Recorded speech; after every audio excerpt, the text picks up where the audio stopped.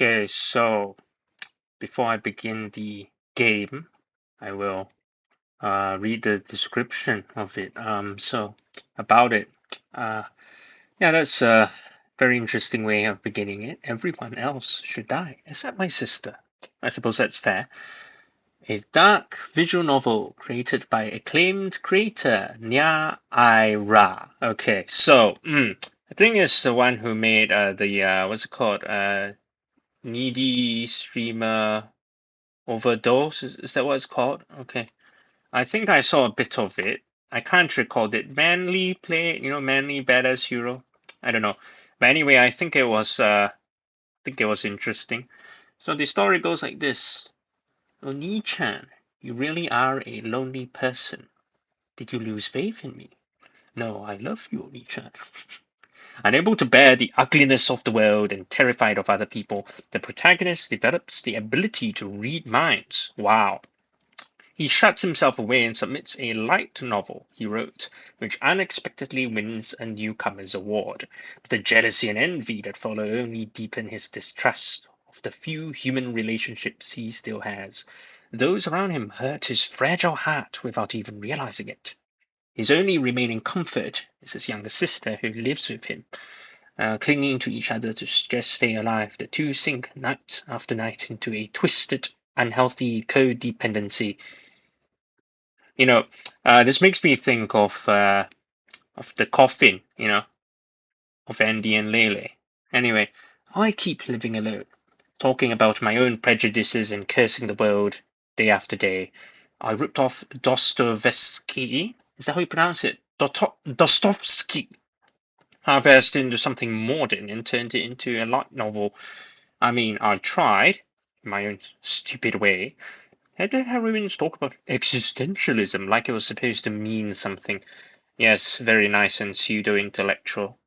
The gameplay is an old-school classic, straight-up classic visual novel. The text fills the entire screen, so read as much as you want, or just right-click to hide it and enjoy the art. That's it. Read, click, and vibe. Live through a gloomy, suffocating real world through an overly sensitive protagonist, and then come home and savor the only happiness left in his life, the time he spends around with his little sister, his one true comfort. As the friction with the people around you keeps piling up, there will be moments when their petty thoughts make you feel actual murderous rage. Many such cases, and in this moment, you can use your mind reading ability to drive them to suicide. Wow, it's quite edgy. Now that snide bastard, that arrogant asshole, hit them right where it hurts, right in the deep-seated insecurities they never want anyone to see, and take them out. It's not like you're killing them with your own hands, so you won't get caught. The ones truly at fault are the tasteless, mindless conformists who do nothing but obey society without a shred of aesthetic sense. But is that really okay? What is happiness anyway? And in the end, what kind of future would the protagonist and his sister walk into? Witness it with your own eyes. So, there's something interesting about this one. About streaming and gameplay videos, you are free to stream or upload videos of this game without prior permission, whether you are an individual or an organization. Unfortunately, I am not an organization. There are no restrictions on which part of the game may be shown, and you may stream the entire game, including spoilers. Wow. Monetization, including ad revenue, donations, and channel memberships, is fully permitted. Please feel free to stream and share your playthroughs. Honestly, I'll say this is one of the best ways of advertising a game. If you just let anyone, help you advertise it, in fact, more people will buy it. I actually believe that. Anyway, so just one warning. So the mature content description. The developers describe the content like this. The game is intended for mature audiences. The content includes depictions of blood and injury, including illustrated CGs appropriate for a 16 plus rating, non-graphic, by the way, mild sexual themes and suggestive imagery. Themes related to mental health, emotional distress, and psychological instability. All content is presented in a fictional and narrative context The game does not contain explicit sexual acts or extreme realistic violence. Players who may be sensitive to these topics should be aware before playing. So, yes, in fact, if anyone here is apparently unable to cope with this, do not watch it. That's it. All right, so I think we have wrapped up the beginning segment. And also from here, you can tell if I'm annoying enough that you don't want to watch this. All right, well, let's proceed then. Okay, I think that's their logo. The eyes and the squiggly bits. So anyway, this one is a classroom. Okay. Human relationships are complex and mysterious. Even a guy like me occasionally gets approached by someone like him. Just some random boy from my class, but he clearly had something going on to strike up a conversation with a misfit like me, someone much lower in the social pecking order. I can see right through people. It's like their emotions speak directly to me.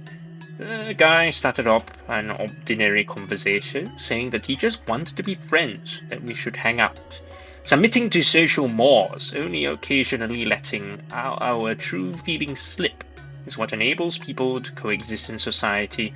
Yes, we all have masks, that is true. Behind his words, I heard a buzz of anxiety. I gathered he had been ostracized from his friend group for some reason. When shunned by the pack, humans, just like any other animal, take it as a shocking blow. A blow to your ego, a blow to your mental state, or whatever. The guy wanted to prove to himself that he still had societal value, but his pride prevented him from finding someone to talk to. So he homed in on me, telling himself that he was simply being a good guy talking to a poor, friendless kid. Part of him knew all along that he was using me as a distraction. I'm not saying he was a bad guy, really. On the inside, we're all shades of grey. He had both good and bad in him, and when you get right down to it, he seemed to be genuinely trying to make friends. So I invited him over to my place. Quite the honour, I must say. It is rare for me to allow anyone into my room. There in my room, he was just like any other normal teenager. Got a bunch of weird games, huh? You're into reading and stuff. Not really my thing. Who do you think's the hottest girl in this group? We build trust through meaningless conversation. Shallow interaction by shallow interaction. He dispelled his anxiety. Used me to try to reclaim his self-worth. So far, so good. There's some sort of eyeball in the background. I have a younger sister, Sahana. She's a gifted child, and being my sister, she's very important to me. Like me, she has social anxiety, and she dislikes people. She couldn't cope with elementary school, so she stopped going. I'm not surprised. She was too smart for it anyway. So Sahana came into my room. She was startled to see my visitor. She put on a brave face for my sake and made an effort to join in the conversation. He wasn't a bad guy. But I guess he just tended to say whatever popped into his head. You should go back to school. You can't both be screamy shut-ins. You have so much more fun out there. Aw. Sahana faltered beneath the barrage of platitudes, so nauseating it could make you hurl. She burst into tears. She couldn't cope with this disaster that had struck into her home, which, unlike the classroom, was supposed to be a safe space. That is true. The stupid things he said, and the tears sliding down Sahana's pale cheeks. It all set my nerves dancing on a knife's edge. Adrenaline surged and my mind focused. Turns out, when I read someone's emotions in such a state, I can see even more than usual. Until that moment, I hadn't realized that my sensitivities pushed into abnormal territory, making me an aberration in this society where keeping up appearances is everything. What I said to him was simple and obvious. But seeing the flow of his emotions so clearly, I wielded my words like a scalpel, slicing away his self-delusions. Oh my, you picked me because you wanted to escape from the fact that your friends ostracized you, didn't you? Mm-hmm. Oh, Well, I think I'm supposed to click on it, maybe.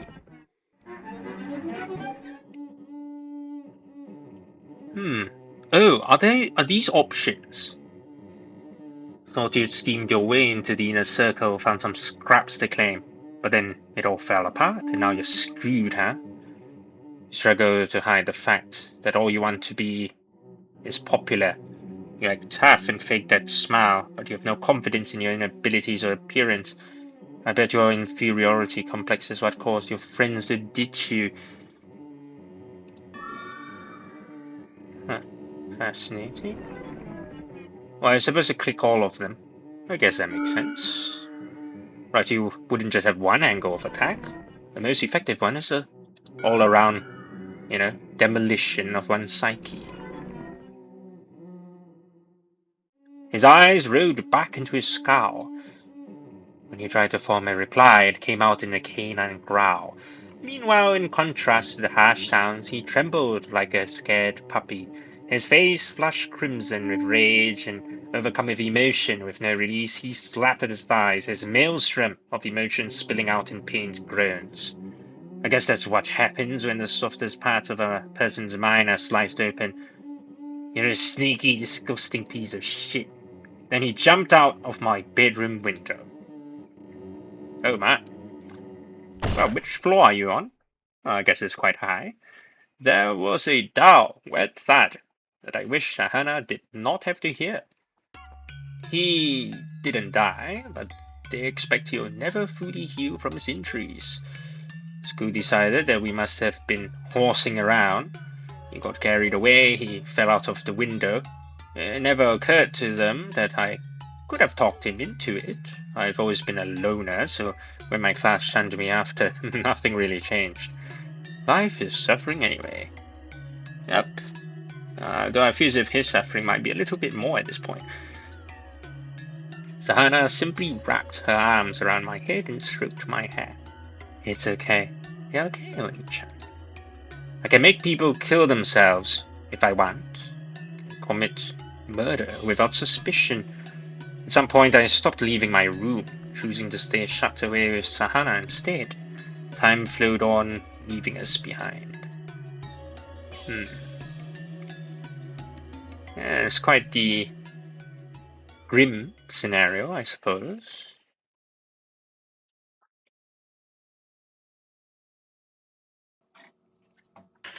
Wow, live action. Cool. Oh yeah, do we get to save at some point? Oh. Mm-hmm. Ah, the subway. Where is this?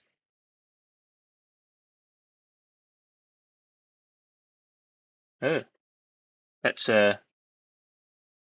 sister, other paranoia. Did you stab your arm with a pen? That's it's pretty I don't know, metal? Yeah, I guess that's what it's called. I am a sick man. Who do I think I am? Dostoevsky? Besides, everyone's sick in this day and age.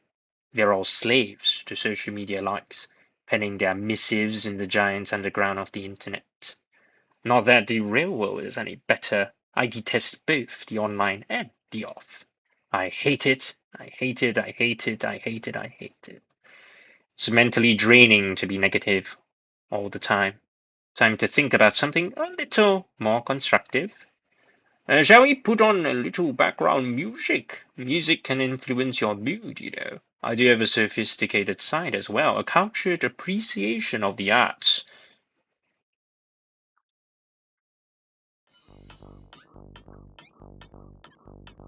That is that classical music?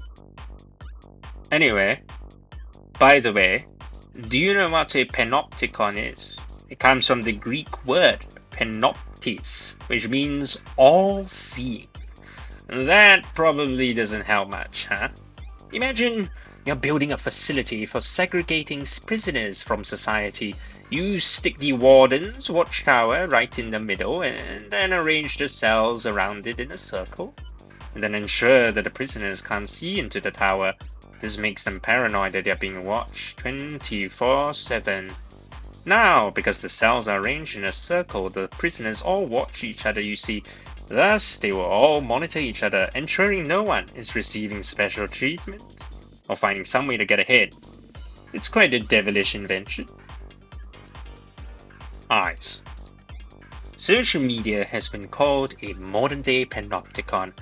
Everyone's watching to make sure the people aren't getting too full of themselves. The moment anyone makes a misstep, they're roasted to hell and back. And when any nail dares to stick out, the whole world descends to hammer them down. We're in a prison, see? It's grotesque. Both the real world and the online are prisons built from human relationships. I'm sensitive to people's emotions. I don't know why, but I can practically read minds. Though it doesn't seem to work over the internet. I'm just an armchair theorizing there. Still, since I base my inferences on the same kind of information that I can usually gather in person, I'm pretty confident in my analysis. Let's take a look around this prison. Phones. Okay. Oh, you can select them. The artist posting cutesy drawings. Well, let's go in an anti-clockwise direction. Oh yeah, she's fishing for guys. Well, it could be any more obvious. This cute shit is a facade with nothing substantial behind it. You can tell by how shallow her sense of self is. We get down to the details, reading minds is pretty unimpressive. It's similar to a social mechanism. You'll see if you look for her private sub-accounts. Most of her followers are men. Tries to act like it's a 50-50 split, but you see her male follower account is strangely high, especially given how she presents her main account. The need to present a superficial sheen of cuteness is a result of the pressure of the panopticon. It's like the final compromise reached to prevent anyone from getting ahead. If people got wind of her thirst for male attention, the haters would come down on her like a pack of wolves. The female prisoners are all surreptitiously gazing into each other's cells, you see. It's an unbreakable bond, in a sense. Next one, the guy posting selfies. Who thinks he's got riz? Well, look at all the likes he's got for photos of himself. His hair's dyed a crazy colour. You think he's trying to draw attention with it, right? Wrong, it's a warning colour. It's there to scare people off. I can forgive you for thinking he has the opposite intention. I mean, look at the numbers he's getting. You might consider him an attention seeker, and that's part of it. But it's really about selection. He's sending out a message. Hi, I'm someone to keep your distance from. I only want to associate with people who really get me.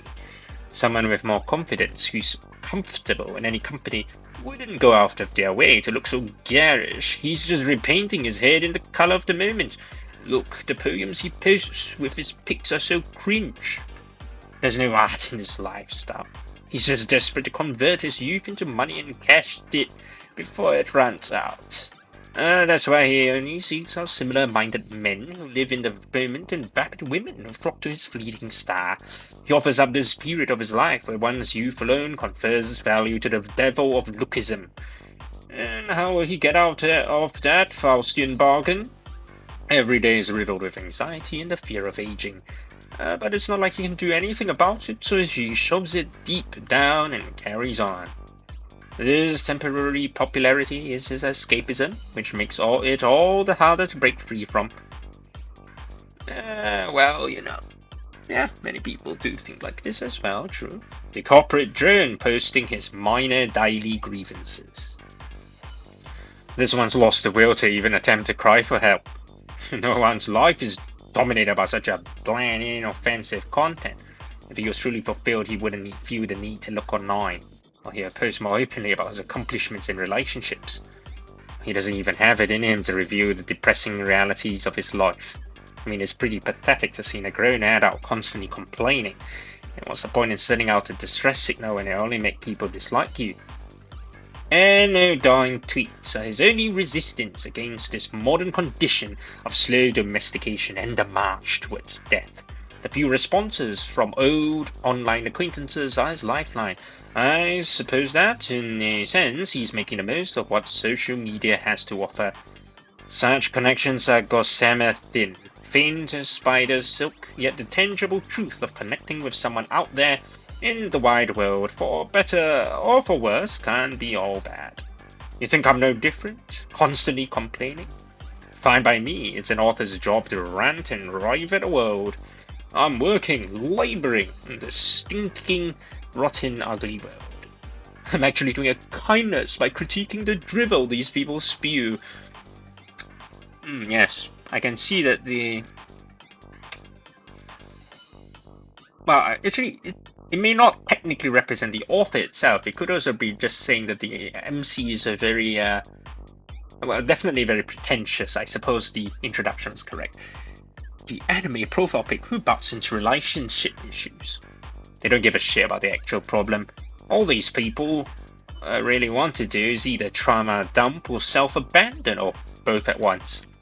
They blame the opposite sex, or sometimes supposedly weaker members of their own sex, for their past trauma and their warped sense of self that comes from feeling ignored. Everyone's too afraid to address their own sins. Even if they wanted to, it's already too late. So they try to avoid taking responsibility for their own lives. Whoa, we've got such a tough road to hoe. Imagine if someone ever told them that that's life, full stop, they'll be fucked. They spend their whole lives looking around the prison, taking joy in other people's failures, swooping in to take the head off anyone who lets down their guard, then displaying it among the rest of their trophies. Bunch of revolution addicts. Nothing satiates the masses like the moment the guillotine comes down on the neck of some self-important asshole. What's better than being happy? Seeing someone you hate being miserable. What do you call it? Schadenfreude? Or like, 就是幸灾乐祸. Yeah, Schadenfreude. Sure, I don't know German. And it's sweet as honey to this type. Yes, it is the most delectable of moral treats. Is it Aldous Huxley or something? But living on honey alone may be its own kind of suffering. Discard the concept of impropriety, and you too can forge a route to your own happiness. These people are marathon runners, no triathletes, who have set up sprinting across the vast ocean of the internet to its instinctual source of pleasure. And between their gasps for air, sometimes the truth will slip out. A quiet plea. Save me. Huh. Oh, damn. Didn't really click this one properly. These people are everywhere. I know at least... well, I can't really see. Yeah. I know at least one in my social circle who fits the description. They are the proverbial frog in the well. 井, how do you pronounce it in Chinese? 井底之蛙? Yeah. Though unfortunately, unlike the frog's perspective, the unpleasant gravity well of social media is vast indeed. I wonder, does the self-important frog not even attempt to make a jump for the outer world because he's happy reigning over this vast little kingdom in the well? It's much more efficient to survive on slimy bugs at the bottom of a deep, dark well than to suffer under the law of the jungle in the unpredictable, unknown world outside. If we're talking meaning, there is none. Like the nighttime croaking of the frogs, they speak on things they know nothing about. Ribbit, ribbit. They're loud enough that you can't quite ignore them, though they have little other effect, either positive or negative. Though perhaps they call their friends to them, ribbit, ribbit. Usually it's the male frogs that are the accomplished singers, and the females captivated by the sound are drawn to them. But as for the human frog's song, well, you've heard them. Still, keep denying the meaningless, and eventually everything becomes meaningful. I mean, even a frog in a well can provide some kind of distraction. It's not for me, but I guess some people live like that. Well, live and let live, I guess. Except in this MC's case, maybe not. Okay, on a drink.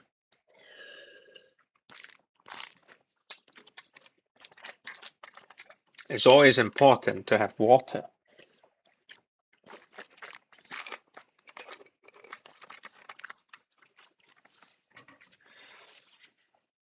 This is how I live, spouting these prejudices, cursing the world alone, day after day.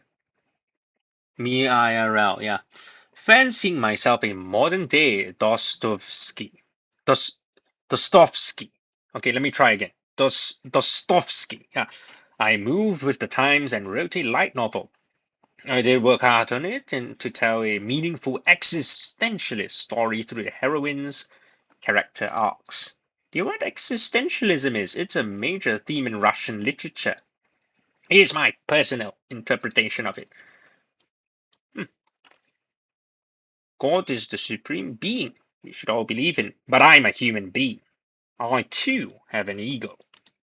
I think that's basically what Dostoevsky was saying. I'm a literature major, after all. Not that I go to class anymore. I mean, I can't.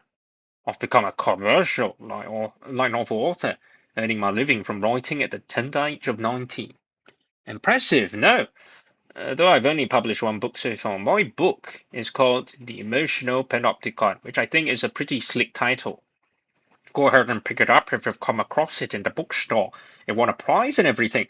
But it didn't print many first editions, so physical copies are rare find. The other members of my literature club acted as though a hero had emerged from our ranks.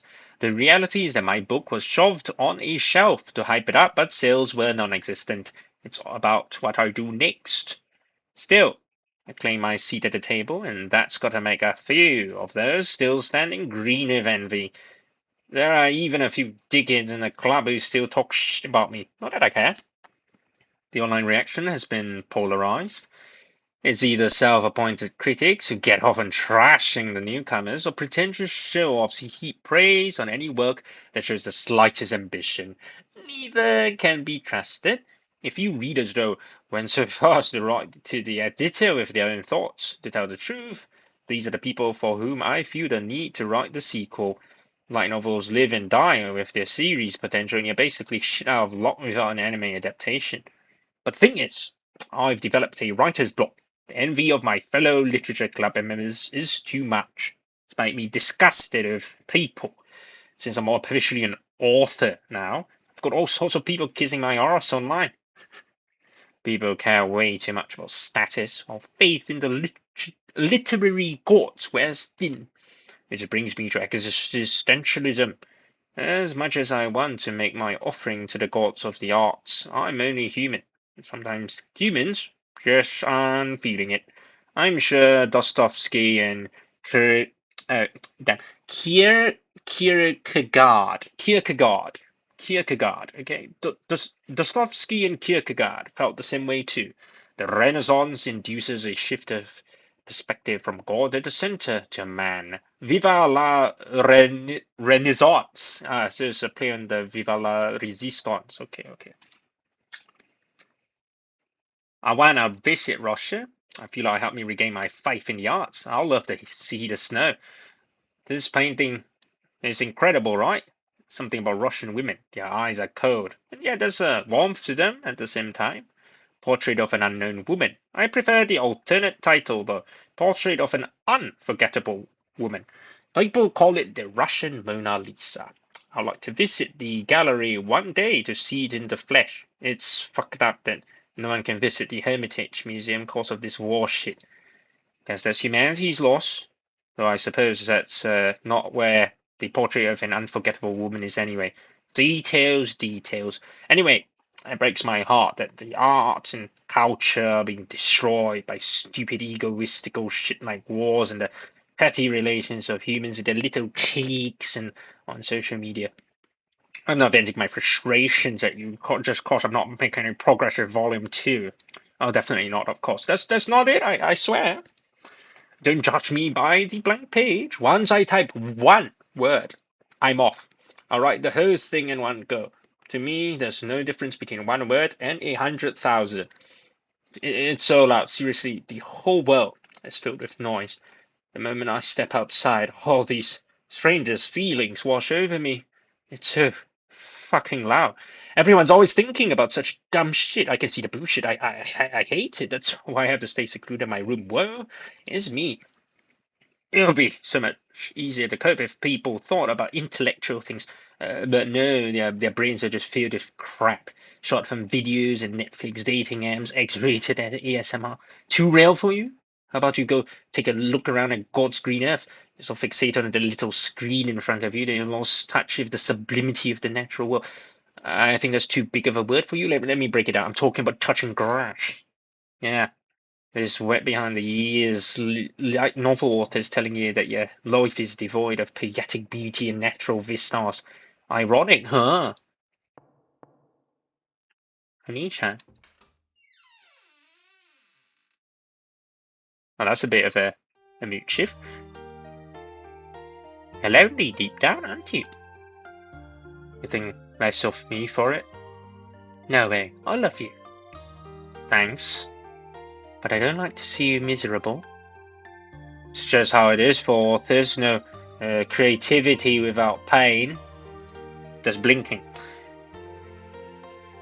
No, that's not the reason. You're intoxicated by your own noble suffering. You have made misery your identity to the point that you're lost without it.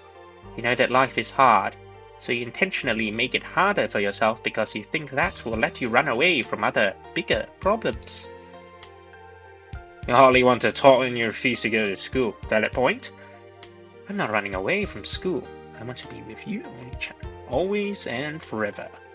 That's sweet. Really. He's right that I'm running away from something. But aren't we all? You know, people can't deal with reality 24/7, and by that virtue, I became a warrior the moment I submitted my line novel. I'm not hiding in the literature club room joining a wound-licking circle jerk. I'm on the battlefield, armed and ready, preparing for my next skirmish. Coming up with excuses in your head again, aren't you? Can my sister read minds too? Who knows, maybe she can. Could be genetic. You blame yourself and you blame other people, and then your mind goes off chasing excuses. Truly weak people don't even look for excuses. Somewhere deep down, you're trying your best to have compassion for yourself and other people. That's what gets you stuck thinking in circles and brings you down. It'll do wonders for that depressed self-consciousness of yours if you just all let it go.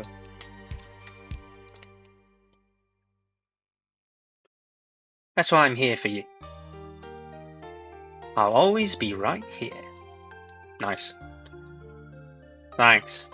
But I'm afraid you'll have to step out every once in a while so I can crack open a porn star. I'll be right here. Were you listening to me? The only way to escape this mutual mass surveillance is through embracing tribalism. I'm talking about primitive relations, like blood ties. Being siblings isn't the only form of human connection. There are other types of ways to connect with people, like friendships and romance and stuff. Maybe out there, somewhere out there, but not for me. You say that most everyone is a frog in a well, but you're an author in your room. I'm not just holed up in here pretending to be an author. I've actually published something. I get royalties, enough to live on even. Then it doesn't matter that you're not writing. You can be happy if that's what you want. No, really, you can, yeah. My only joy is in sublimating misery.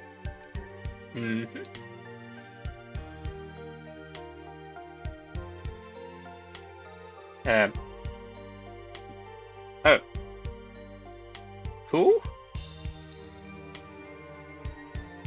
Thanks, Anna. You're welcome, Oni-chan.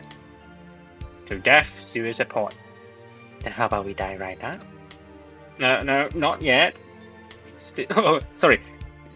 It's the wrong way around. Okay. Oh, he said that. Okay. No, not yet. You still have a lot left to write. Okay. Good night, Oni-chan. Night, Sahana. I hope you have sweet dreams. I already am. Okay. Anyway, like I mentioned before, do we get to save anywhere? Ever since I was a child, I've always been one step removed from the rest of the world. I couldn't stand its rotten stench. I unconsciously trained myself to take a bird's eye view of the universe, as though I wasn't part of it. Who are those people? Okay. And how did I see my parents? Okay, parents. A pig and a kappa. 2 bundles of vanity wrapped up in the stereotypical trappings of middle age. My father, a pudgy, white-collar worker who throws his weight around to hide the fact he has nothing going for him beyond his position at the company. You know, he's not even that pudgy, honestly. My mother, Nympho, who drains her husband's meager earnings, still desperately seeking flattery from men despite being old and washed up. Even as they rip each other to shreds day in and day out, they still stay together for the sake of appearances, leaving my sister and I caught in the middle of the dispute. Well, to be clear, they don't try to drag us into their shit. They're just constantly at each other's throats. Well, that would be preferable to... well, whatever. Still, neither ever found the courage to take the kids and leave. The endless, repetitive routine of it bores me. I'm wondering why they're even alive. Good question. What are they living for? For that, the list seems to be working, drinking, and betting on the ponies.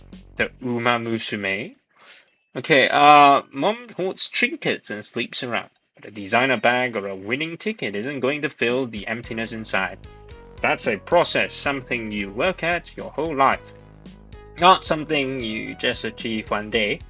Fortunately, they're the kind of people who want to save face in front of the kids, and so it only creeps out when I say such things to them.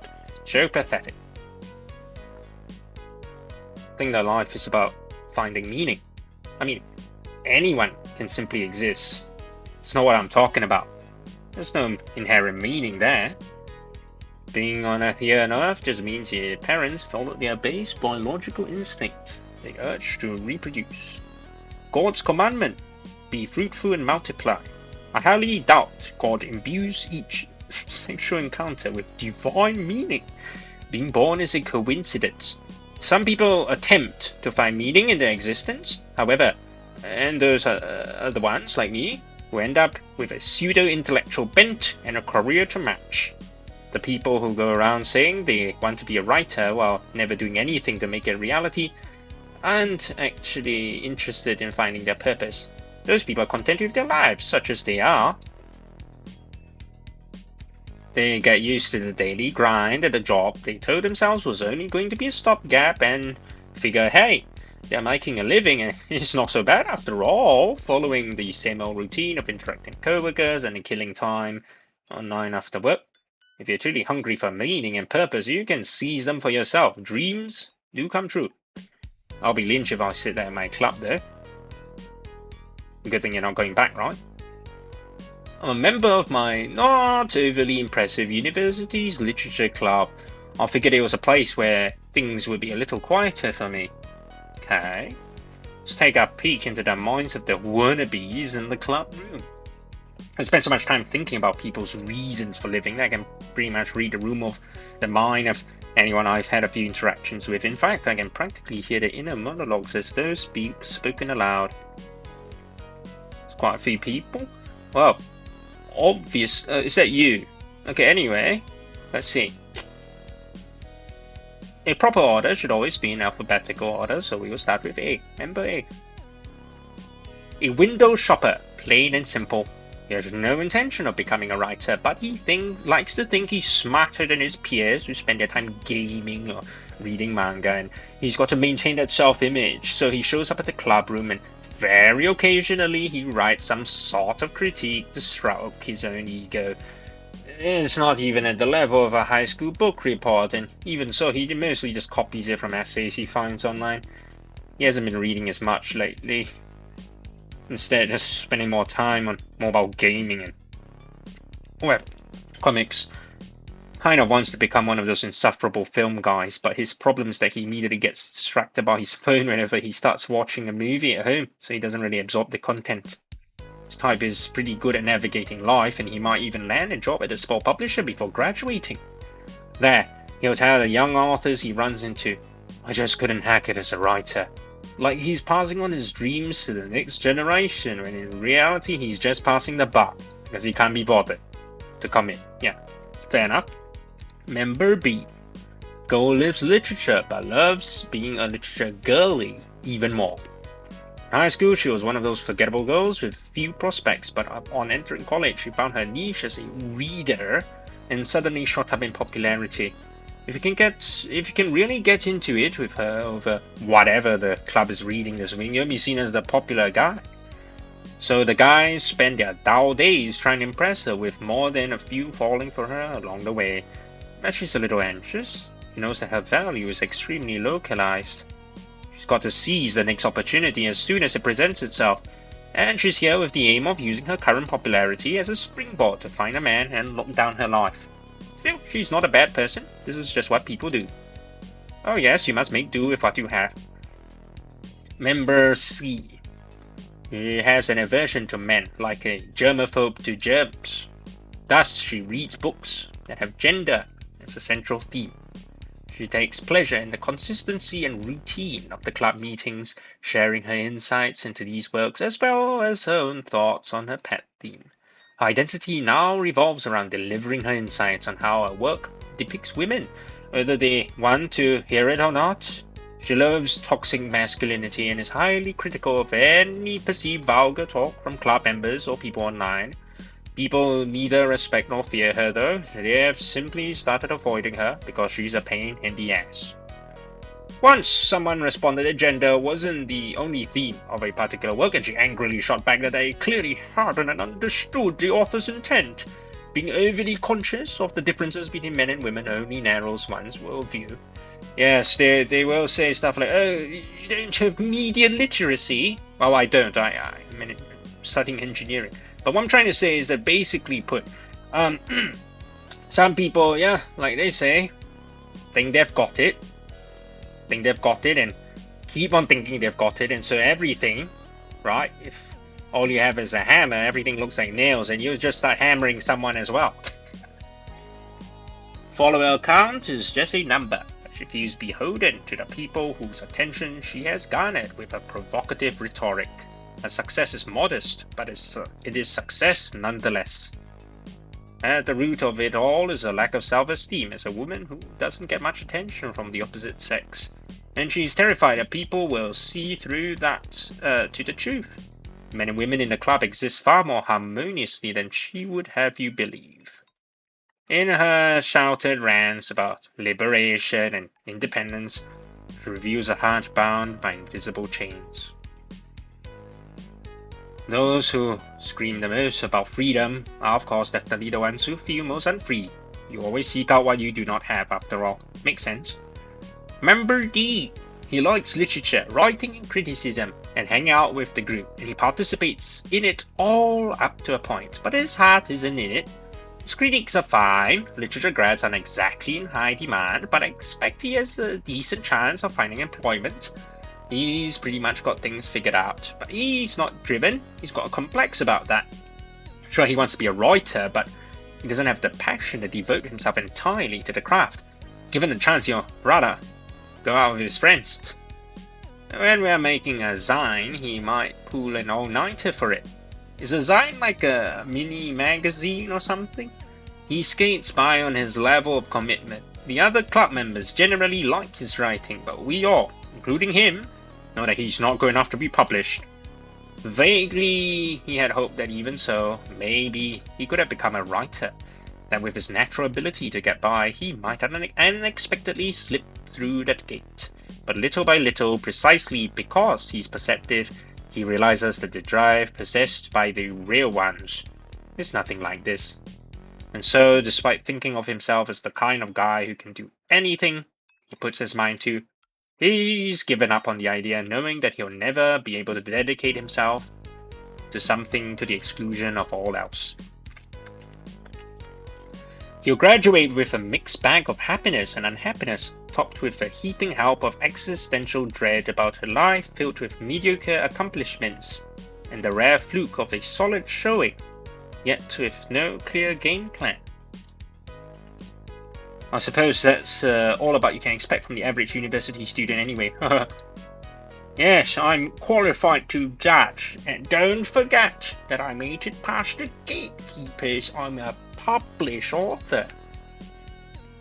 Wow, this guy's so smart. Okay, I need to drink more water.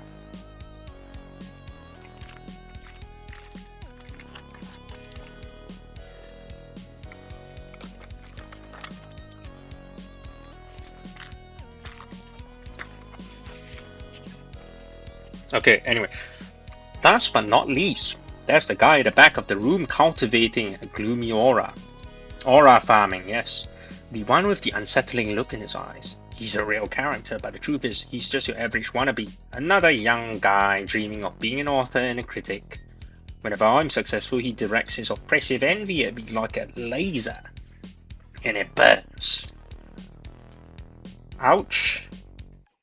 Oh, to click him? Okay. Hiyakawa. Okay. Oh, Christian cross. Fascinating. His name is Hiyakawa, written with the words for Cold River. This guy is as icy as his namesake. People used to ironically call him Sensei because he pompously criticizes others despite not having achieved anything himself. That all ended when my book got published. Now I'm Sensei. It's hard to tell whether he's glad that the name is gone or whether he liked having his superiority acknowledged, even in jest. He burns with envy towards anyone he thinks has gotten ahead of him in life. Every day he compliments me on my work. It's so obnoxious. I want to quit the club, but now that I'm an author, it feels awkward. That's the only reason why I'm still here.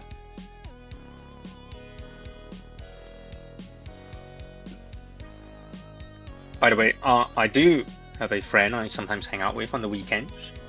Things are awkward with him now too. Who's this? Oh, he's the most normal normie who ever normed. Yeah, sometimes you need one of those, right? We were never joined at the hip or anything, but I've known him since elementary school. Sometimes we don't hang out for a few years, and we seem to always come back together. You know that kind of relationship, right? He seems to be working hard to line up a job for after graduation. That's the kind of thing that makes him a normie, you see. A normal person walks around wearing clothes because normal people don't get naked in public. We plan what? We plan to meet up soon to celebrate my book's publication. Well, it won't be much of a celebration. We're just going to hang out in town and he'll probably treat me to dinner. It'll be pure normalcy, and I mean that in a good way. I'm grateful for it. But as someone who can read minds, I'm a bit nervous for it. Beneath his outward celebration of my success, frustration buzzes.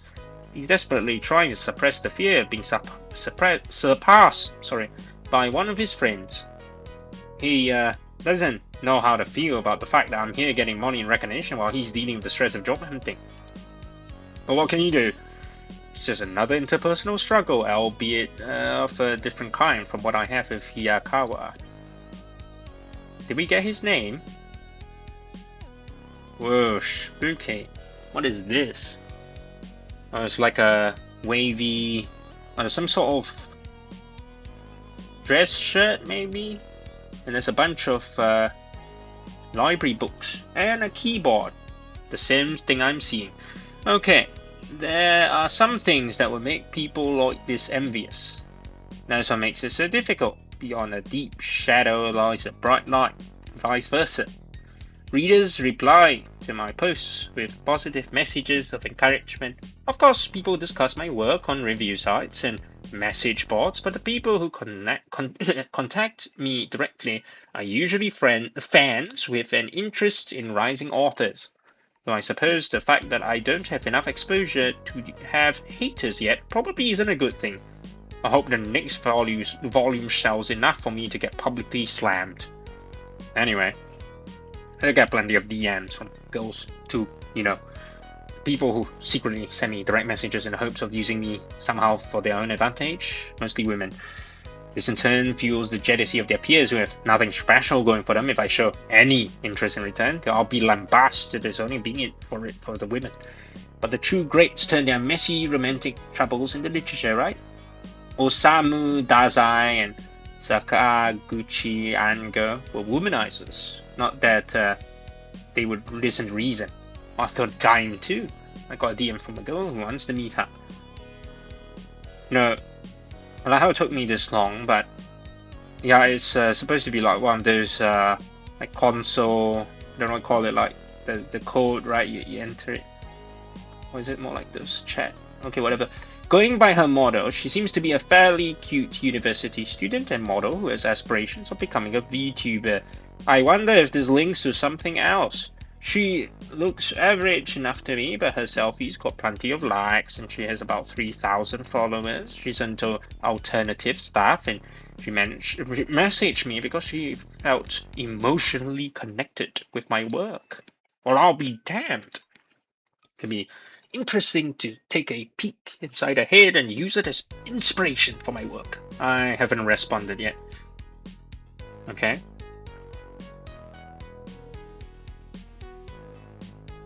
Oh, the music's a bit of a groove.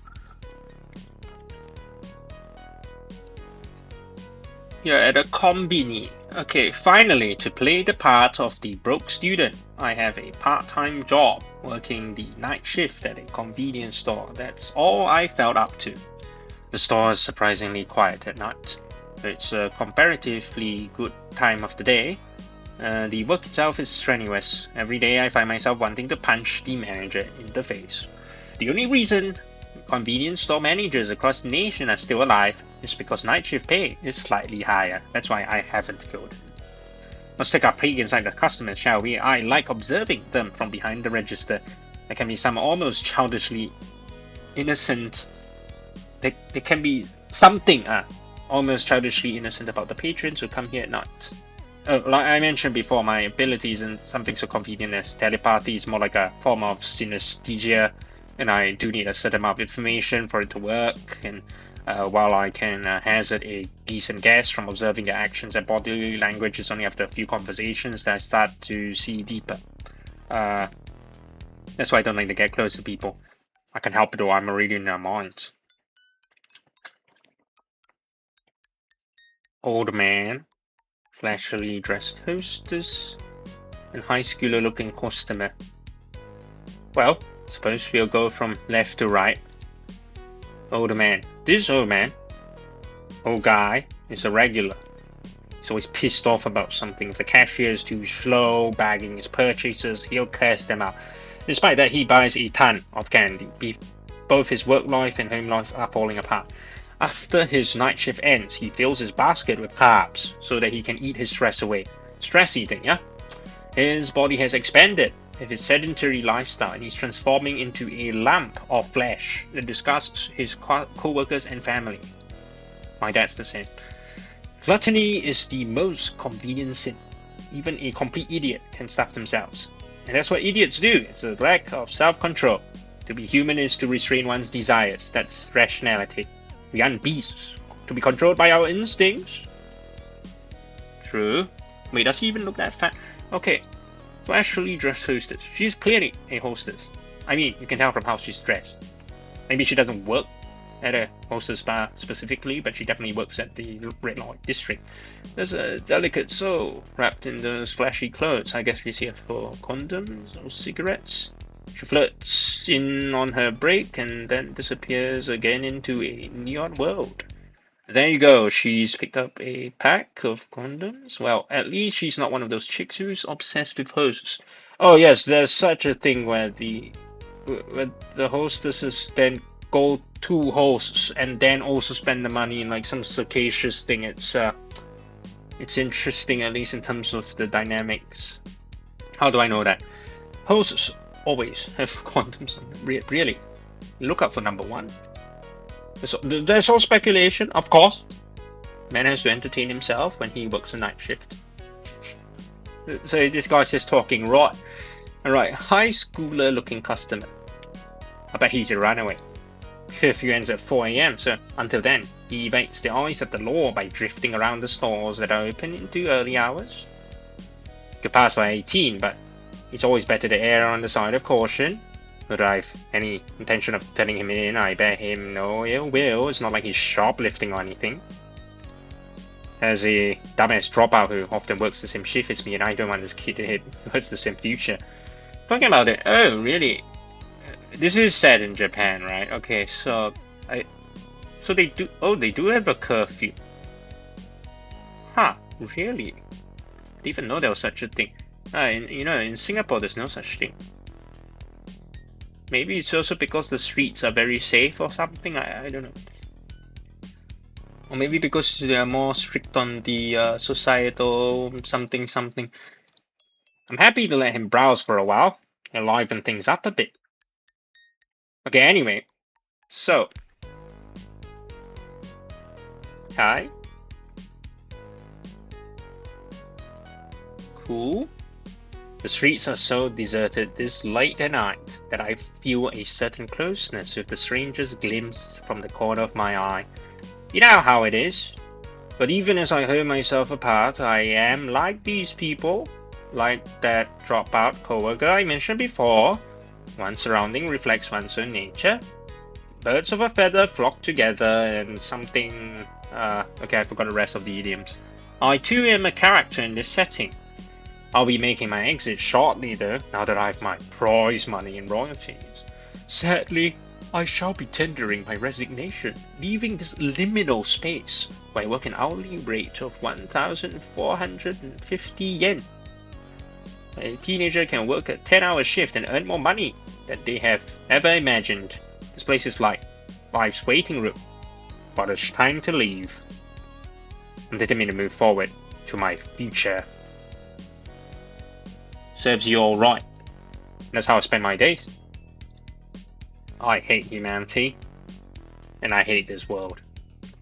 Wow, it's like the opposite of Zato. Anyway, especially since my sickly little sister was born, she went through a lot before she stabilized, and now we siblings are in a world of our own. Sahana was born 1,000 times smarter than the average person. She's a genius. She was far too advanced for elementary school, so she stopped going.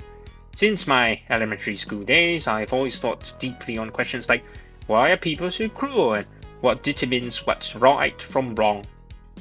The more I thought, the more distant I grew from other people, till I started to see inside their heads. Now, let me just give that question a bit of a thought. What determines right from wrong? Well, some people claim that there's an objective reality, and that there are real factual concepts of evil and good that can be tangibly defined. Such people have yet to define it properly. Now, the other possibility is that what determines right or wrong, not in terms of conceptually, but in terms of legally, will be through force, through overwhelming force, monopoly on violence. That will be a way of determining, yes. Whether or not that is the true nature of it doesn't matter in the end. Why are people so cruel? Again, in fact, if we come from this question, you can think about it and say, well, because they can. Because it delights them. Cruelty, after all, does bring a certain delight that is only possible if you have also overwhelming force over someone else. Anyway, whatever it is, let's just continue. Once my mother asked me, why don't you like school? And I asked her if the other mums thought less of her because her kid was a loner. She screwed up her face in disgust and called me a little demon. But I asked the question in good faith. I heard the concern buzzing behind her words, and I simply wanted to help.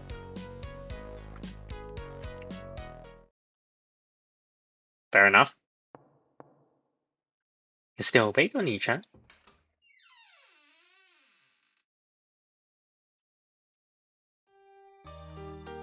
Cool to have this background. Oh, yeah. Oh, I'm such a dunce. Okay, hold on. Click save. Wow. This is so cool. It's at the top. I can't believe it. I really am. Okay, yes. To be fair, I don't usually play any visual novels, so maybe this could be a good excuse for my lack of observational skills.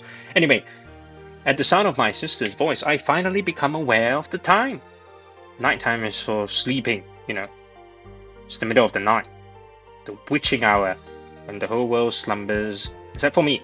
I feel bad keeping Sahana up too, but I don't think she minds. Since neither of us go to school, time kept by those in the outside world doesn't really apply to us. There's no point in forcing ourselves to adhere to the logic of a world of which we are not a part of. Sahana only mentioned the time as a conversation starter. She wants me to pay attention to her. Twisted as it may, she may want us to play at being a happy family. Plus, kids find it fun to be up late while everyone else their age is tucked in bed, getting a good night's sleep before school the next day, follow their parents' and teachers' orders, going to school even though they'll rather not, already being conditioned into wage slavery as they learn to wake with the dawn. It's idiotic. They have no idea how much quieter and more enjoyable the world is at night. It is very peaceful, that is true. I'm so proud of my sister when I compare her to those drones. She'll happily point out her brother's unhealthy habits while having no intention of going to school herself. Delightfully hypocritical. Very nice. Oni-chan, you're mocking people in your head again, aren't you? No, I'm not. Actually, I was thinking of how proud I am of you. It's okay. You justify yourself by looking down on people who live normal lives. No, I don't. And even if I do think along those lines, I'm not looking down on people. I'm just stating facts. You'll be lost without me. That goes both ways. We're two shut-ins together. If one of us left, the whole world's gone, okay? You can't really say you're living if there's no one else around. But can we say we're alive in a world with only each other? I don't know, but we're living more than we would be if we were completely alone, I think. Though only barely. I'm okay with that. I'm fine with that too. I'll always be here. My sister's always cynical, and yet always earnest. She's such a weird girl, but that's fine. If she was normal, she would probably hate her older brother. Plus, she would be up in the daytime going to school. She'll set off some awful alarm and it'll wake me up too. Because she'll be the good girl doing what she's supposed to. My complaints will be irrelevant. That's how neurotypicals exclude people like us before they even notice us. Those cruel, cruel people. We're just committing slow suicide together, aren't we, Oni-chan? That is true, definitely so.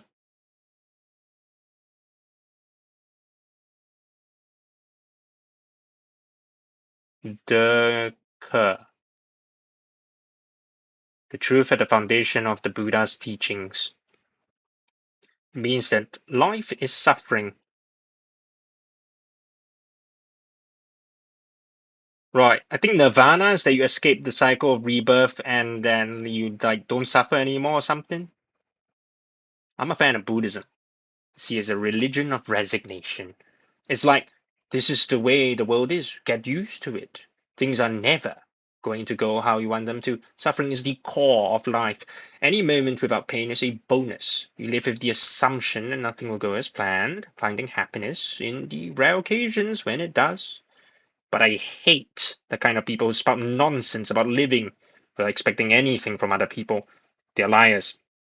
I can see it in the colors of their emotions. They just want to show off and think like they know all about suffering and truth. But deep in their eyes, you can see it. They still believe in other people.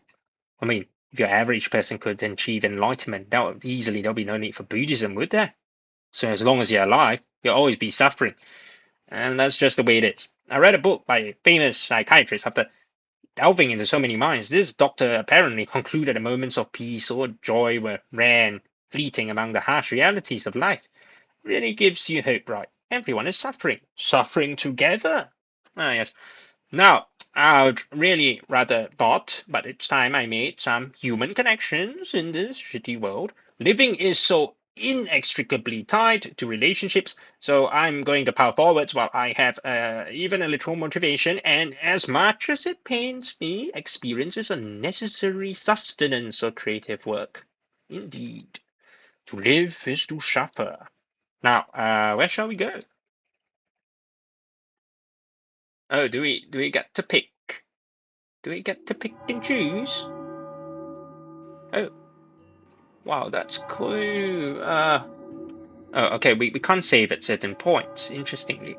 Oh, I think this is like the Buddhism thing, they have like the strand, and I can't recall, I think the people grabbed the guy and then he fell back in. It's like the talk about like the crabs in a bucket thing or some other. Right, monkey. All right, let's see. Bats, COVID. Sorry. What is this? A worm? Monkey. Oh, his brain is exposed. It's like the Powerpuff Girls, you know, Mojo, Jojo. The diamond ring wedding, I assume. What is this? What do they call them? Is this the tanuki? Yeah, maybe. Okay, anyway, let's just start from the left, even though I'm pretty sure in Japan it's like from the right. A she. Bats.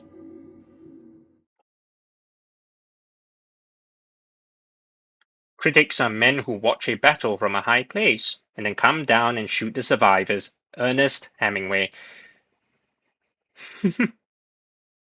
Oh,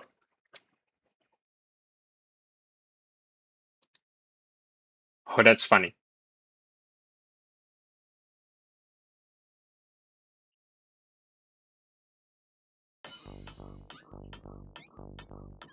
That song again.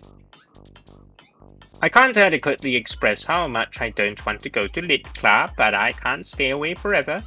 I have connections to maintain here at uni, few and far between as they are. As a member of this pack of petty-minded pedants, I'm expected to show up and submit pieces to their anthologies. Being a published light novel author, I have a reputation to think of. What is an anthology? Is it like a collection of works from a group or whatever?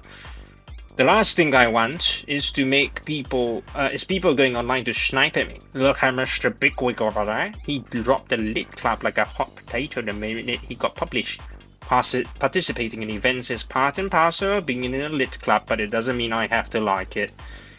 The one currently giving me grief is called the Bungay Freema, the literary flea market. It's the bookworm version of a nerd convention.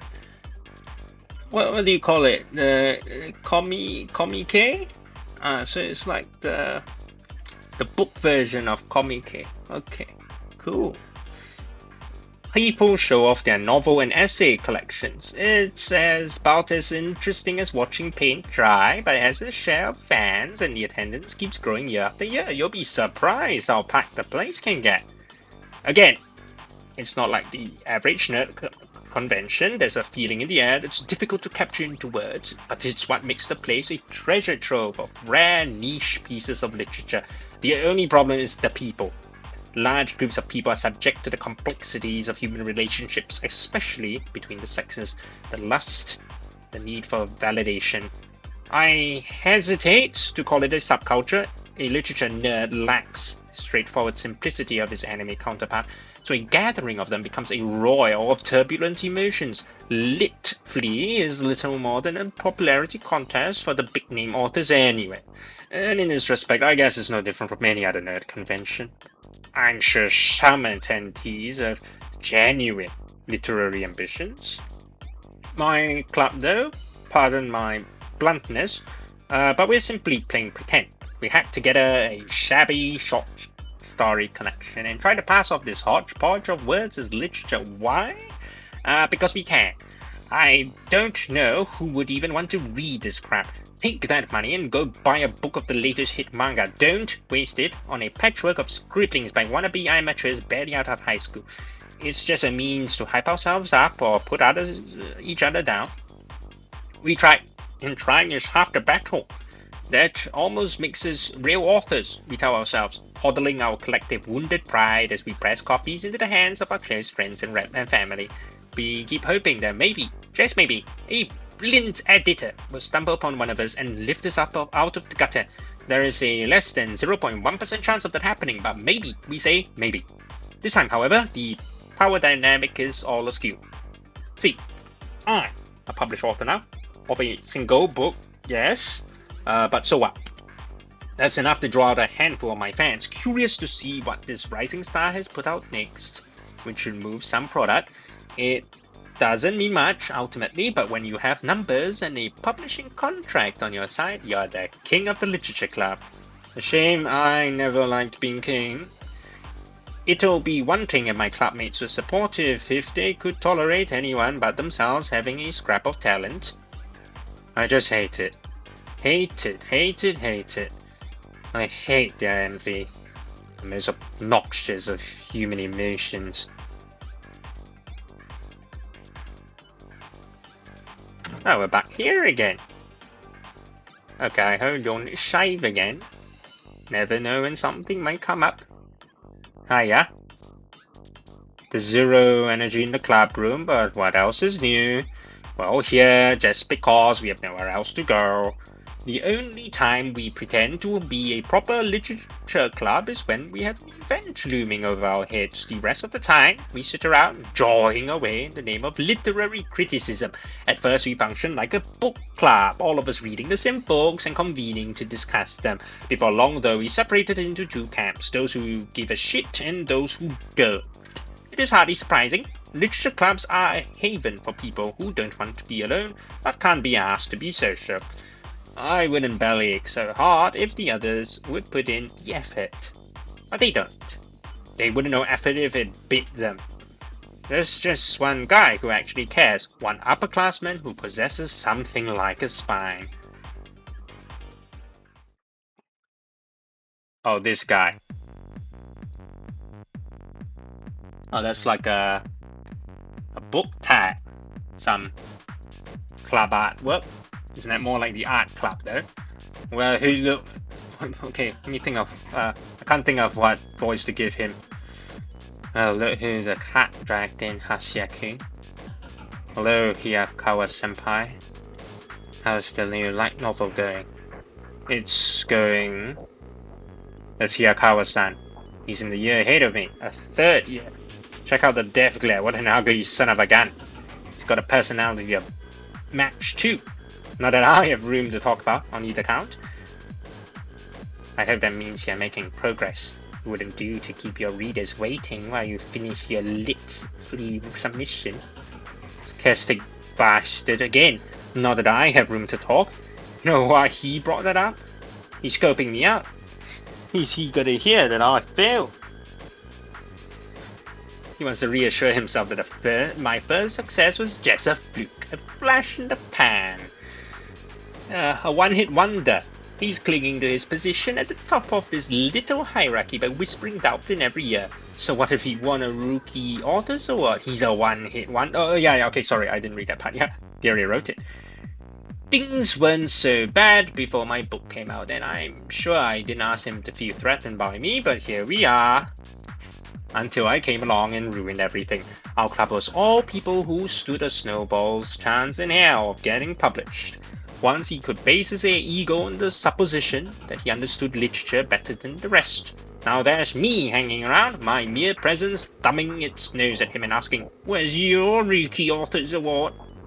You never actually hear me saying that, though of course that would be next level pathetic. Publishing a single book is small potatoes anyway, but to the average enterprising 20-something wannabe, the distinction between being published and unpublished is night and day. One, of course, is infinitely more than zero. Senpai tries to hide how much it bothers him, but he feels it in his bones. He's a failure. I'd feel bad for him, but I'm not so bleeding heart. He's obnoxious, plain and simple. It'll be one thing if he wrote worth a damn, but all he does is skulk around the club room and internet message boards playing pundit. He latches onto whatever's in the limelight and nitpicks it apart. Good critique is easy to spot. If it engages with the text, it's good critique. Most morons go hunting for what's not in the text. At that point, it's quibbling for the sake of quibbling. Anyone with a keyboard can say, "I like something. I didn't get what they were going for." A real critique addresses the text for what it is. Why did the author write X, Y, Z? How well does that connect to ABC? You never get that from people like Hiyakawa-senpai, obsessed with elements that aren't there. The literary value of critique is born from the critique's understanding of the text, and he doesn't even form one. He's terrified that someone will blow the whole thing wide open, reveal he can't critique to save his life. He read my debut novel and took it on himself to offer me heaps of criticism, as any good senpai would should. Was he wrong about any of it? No, and that's the frustrating part. Yeah, I left a lot of awkward constructs in the text. Yeah, my over-reliance on metaphor ruins several key tenets of the work, and the emotional arcs were too abrupt, and my purple prose was a dead giveaway that I'm a first-time author. Even I blushed over that during a reread. He wasn't wrong. A big part of me wanted to ask, fine, how come I won the debut award? But I already know what he would say. I'm good at catering to the illiterate masses. We literary elites know my novel isn't worth the paper it was printed on. It's no wonder this talentless hack can pump out a sequel. You're not wrong. Things are going slow right now. I'm looking forward to taking a break with this short story for lit flea. Short stories make a perfect refresher between longer works. Remember, people will seek us out just to read your story. Try not to let the clap down, will you? Do my best. You should give yourself more credit. I, for one, can't wait to see what you produce. Oh, I'm sorry. I didn't write for a light novel audience, not like you. He says as though he doesn't care for light novels. Edgelord smiled. Thing is, this guy, he collects waifus. I think this snobbery about light novels is being substandard lit is a new thing for him. He's just doing everything in his power to hold together his crumbling pride.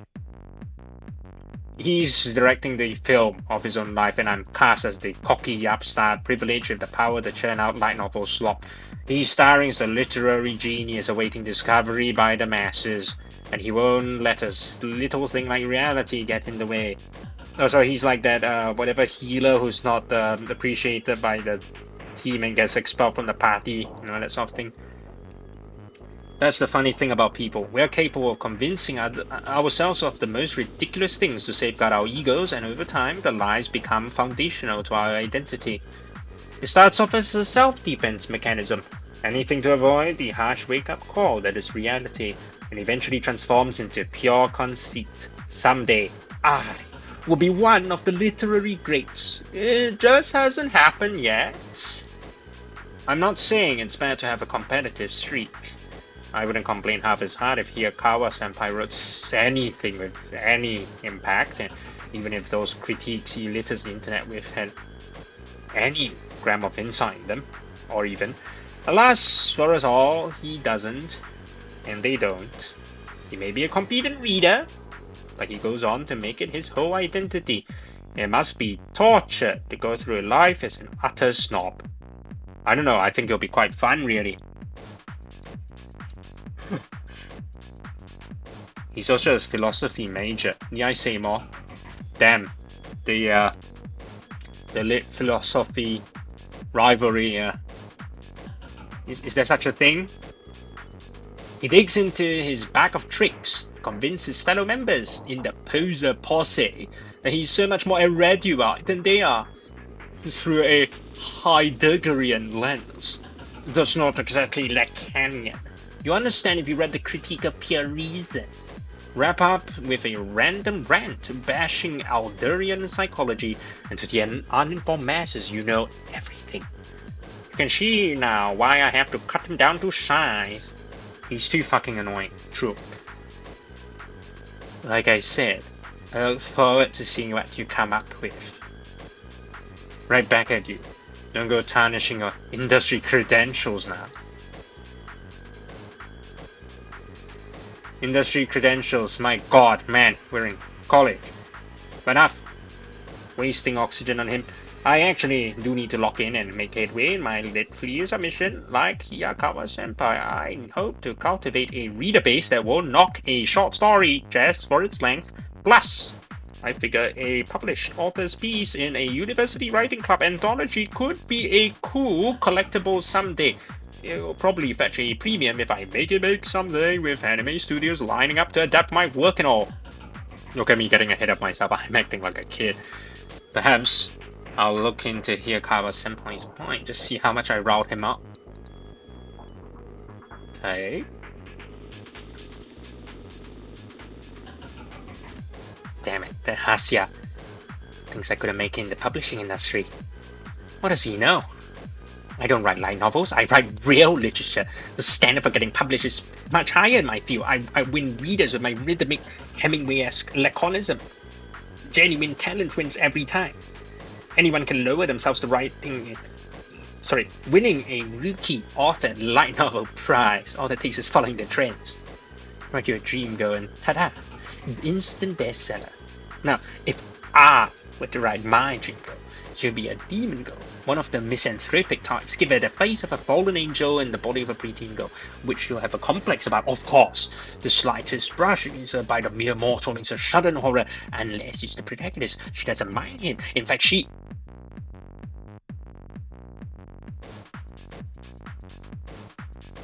Yeah, okay, that was cringe, bro.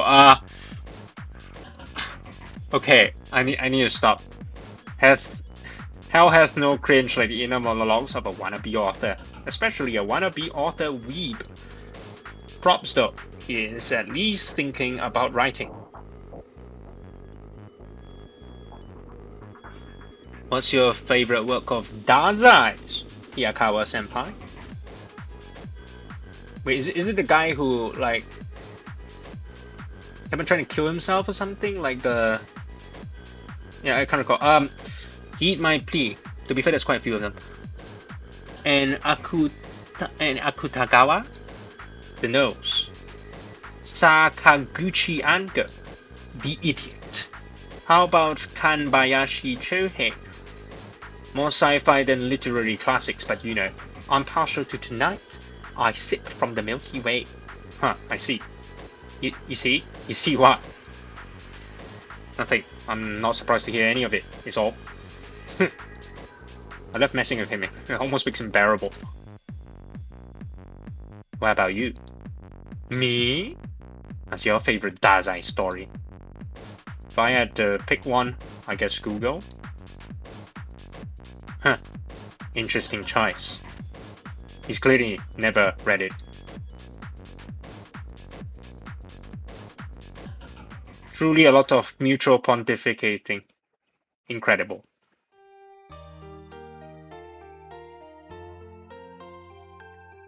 So, what are you going to write for your short story, Oni-chan? Good question. Whatever fills 10,000 characters, I guess. Bro, what is this, a paper you have to submit for uni? You should write a romance. Hard pass. How come? I don't like romance and I don't write what I don't like. Or is it because you can't write it? You don't really like romance? Not even in the literary sense? Nope. That's funny when you're such a romanticist. Why do you think that? Because you're always writing yourself into the story of your life. What does that mean? Writing yourself in the story of your own life. Or is it like you just look at everything poetically? It's okay, Oni-chan, it's okay, you'll be okay. Okay? What is this? Oh, that's some old school looking...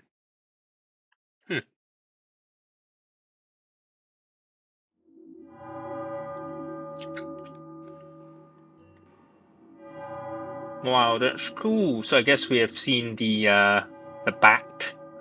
Of course, the most logical thing, we still can't say, the most logical thing to do is to pick the worm, of course, next. Because left, down, then right, yeah.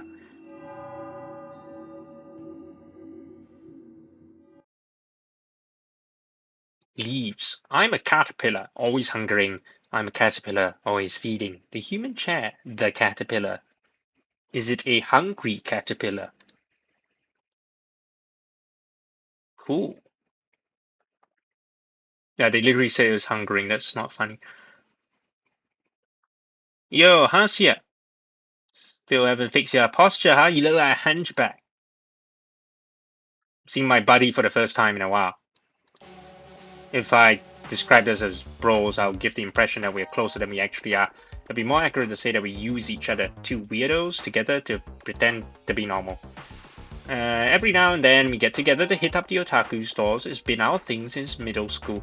But now we're at different universities, so our interests have drifted apart and we only hang out every few months or so. Still, our connection has proved resilient. So I suppose in the end, we really are bros.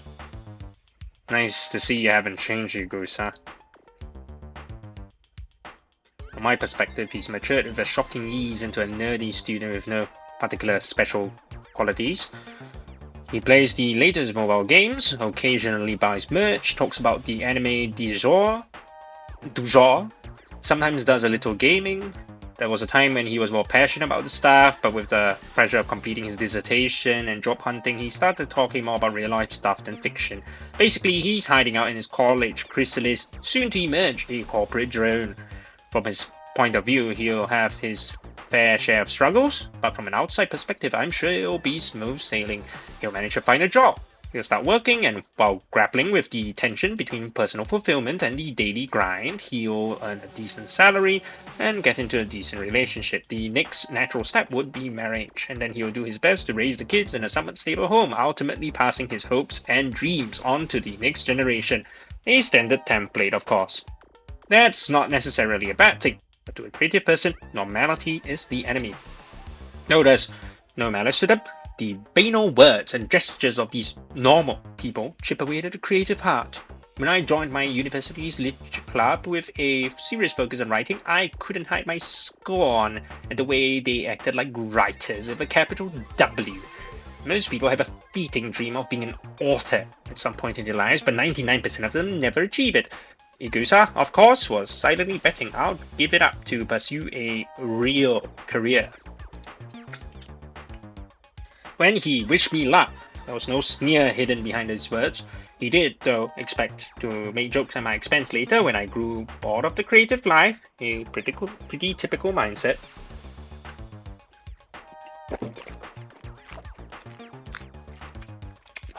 More water consumption.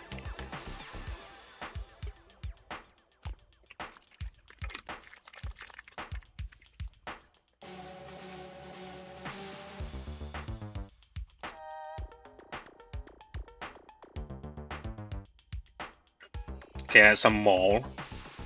How did that turn out for him? There's something awkward about him today. While he leers in an anime Go keychain in an otaku shop, he's surreptitiously gauging my reaction. In my presence, his actions resemble a caterpillar, crawling, wriggling grotesquely along the ground. His mind is overcast. The average person is easily swayed by power and authority. To a regular college guy with job hunting worries on his mind, a published author who won a debut prize in terms of hierarchy is up in the stratosphere. Inferiority, jealousy, envy all blends together in a confusion of murky emotion. A sludgy, dirty grey, like when you mix together all the paints on your palette. He's fallen into this stagnant murk. You'd think that, upon seeing his friend again after so long, he'll greet me with congratulations on my achievement. But he couldn't do it. His blended pride and guilt torment him over his inability to celebrate his friend's new start. The disparity between his emotional turmoil and his attempts to act natural remind me of a caterpillar's wriggling to his stink walk. What anime have you been watching lately, Igusa? Anime, this and that. He's being vague. His emotions are shifting into fear. Desperate to protect his own self-esteem, he breaks into a cold sweat. He's afraid to voice his thoughts on anime and manga, to review his preferences on an author. He dreads coming across as shallow or leaving a vulgar impression. How about you, Hasya? More about books these days. Yeah, figured. You're an author now, after all. Feeling of invincibility felt by university students is a complex thing. You've graduated high school and officially become an adult, tasting freedom for the first time. The web of your relationship grows. You can stay up past 10 PM without getting yelled at. You can drink and smoke at your own discretion.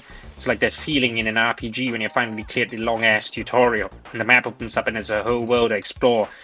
He must have felt like he could do anything. And he must have felt deeply wounded to discover that the vast gulf between that sense of power and freedom and the realities of life. Freedom breeds inequality. The popular kids breeze through life.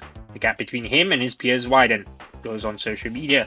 And he finds some guy he remembers as a fellow outcast who has gone viral with his shorts, and all the while insecurities and biases relentlessly hollow out his still developing soul. Igusa is desperately trying to prevent his pride from taking a beating. Up until now, he's had the upper hand between us, being the one looking for a real job. In comparison, I was the wannabe writer working the night shift at a convenience store. If my books never went anywhere, I'll be cast out into the world and left to rot in debt and part-time jobs. By then, Igusa will be moving forwards as a gainfully employed member of society. I chose this path, so I didn't care. But my chancy lifestyle put his mind at ease. Iguasa's not all that clever. I expect his university life is at best mediocre. I rarely read any hint of self-confidence from him. There's an anxiety, like he's trying to convince himself of his own validity. That's what it's like to be a waste of space. And at the same time, a sense of relief. At least I'm doing better than Hasia. Damn to part-time health forever. In the hierarchy of fellow failures, being able to scrape by as an office pleb becomes a form of identity. Basically, he's freaking out because the tables have been turned and he's no longer the one looking down at me from his safe space up above. Indeed. Oh, I've gone to a cafe or something. Yeah. Once our excruciating hike through the otaku shops is over, we head to a cafe. Igusa starts conspicuously vaping. And are you allowed to do that in a cafe? Really? Okay. And his confidence increases slightly. Seems like he wanted to show off that, yeah, he's a student and he can do this kind of thing. A grey haze, fainter than the chaotic brain fog of his emotions, clouds my vision. Oh, did you know that in Singapore, vapes are banned? Wow. Perhaps feeling that he has the edge now, he finally broaches the main topic. So, how does it feel being a big shot author? Still not fully over it. Adding the snarky big shot is him trying to make himself feel better by taking a dig at me, acting like I don't have the talent to warrant real respect. He's still trying to convince himself that my prize win was a fluke. He might even be right. After all, I haven't published a follow-up yet, so I could end up a one-hit wonder. I'm still a newcomer, a baby who has taken a small step. But a step nonetheless. Still, from the perspective of your average otaku, that's more like a giant leap to the moon. It's pretty rough, to be honest. I don't know what I'm going to do about the sequel. Pretty sure winning the debut prize was just a fluke. Aw, man. Got this, you got that. Special something, you know? When I play it down, he's obviously relieved. At least in terms of our interactions when he gets to play the good friend calming the nervous newbie. He feels like he's a step above me. Is life the constant repetition of these charades? Hey, you're the one who writes these long, passionate posts when you get all philosophical about the realitat of moe anime. Actually, that reminds me. My lit club's putting out a Zine soon. Why don't you contribute something?